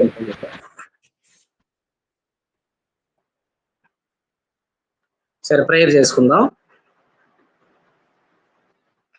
పరలోక మందిని మా తండ్రి, దయగల మా నాయన, మీ ఘనమైన నామానికి వేలాది కృతజ్ఞతలు తండ్రి. తండ్రి ఈ విధంగా ఆదివారం నాడు ఈ 2 గంటల సేపు మీ వాక్యాన్ని ధ్యానించగలిగేటట్లు కానీ మీ యొక్క గ్రంథాల్లో ఉన్నటువంటి దాన్ని మేము పూర్తిగా నేర్చుకోలేకపోయినా ఈ అధ్యాయంలో ఏముంది, అక్కడ జరిగిన సందర్భం ఏంటి, దాని ద్వారా మేము ఏం నీతి బుద్ధి జ్ఞానం నేర్చుకోవచ్చు అనేటువంటి విషయాలు మేము ధ్యానిస్తూ ఉన్నాం తండ్రి. ఆ విషయాల్లో మీరు కృప దయచేస్తున్నది మీకు కృతజ్ఞతలు తెలియజేస్తున్నాం తండ్రి. జాయిన్ అయిన వారందరినీ పేరు పేరున దీవించండి, ఆస్వాదించండి. వాక్యాన్ని నేర్చుకుంటూ వాక్యానుసారంగా బలపడుతూ స్థానిక సంఘాల్లో బలమైన పనిముట్లుగాను వారి కుటుంబాల్లో వాక్యానుసారంగా జీవించగలిగేటట్లుగా కుటుంబాన్ని కట్టుకోగలిగేటట్లుగా మీ కృప వారికి దయచేసి వేడుకుంటున్నాం తండ్రి. రాలేని వారు మరొక అవకాశం వారికి దయచేయండి, మీ కృప వారికి దయచేసి వేడుకుంటున్నాం తండ్రి. ఈ దినాశ్రోధన మాపై దయచేయమని చిన్న ప్రజ్ఞ యేసుక్రీస్తునామమున వేడుకుంటున్నాం తండ్రి. ఆమేన్. ఆమేన్. వందనాలు బ్రదర్ అందరికీ. ఫుల్ టెస్టిమెంట్ జస్ట్ అవుట్లైన్ కింద మనం వెళ్ళిపోతున్నాం. న్యూ టెస్టిమెంట్ ఇంకొంచెం డీటెయిల్డ్ గా చదువుతున్నాం. కొంచెం డీటెయిల్డ్ గా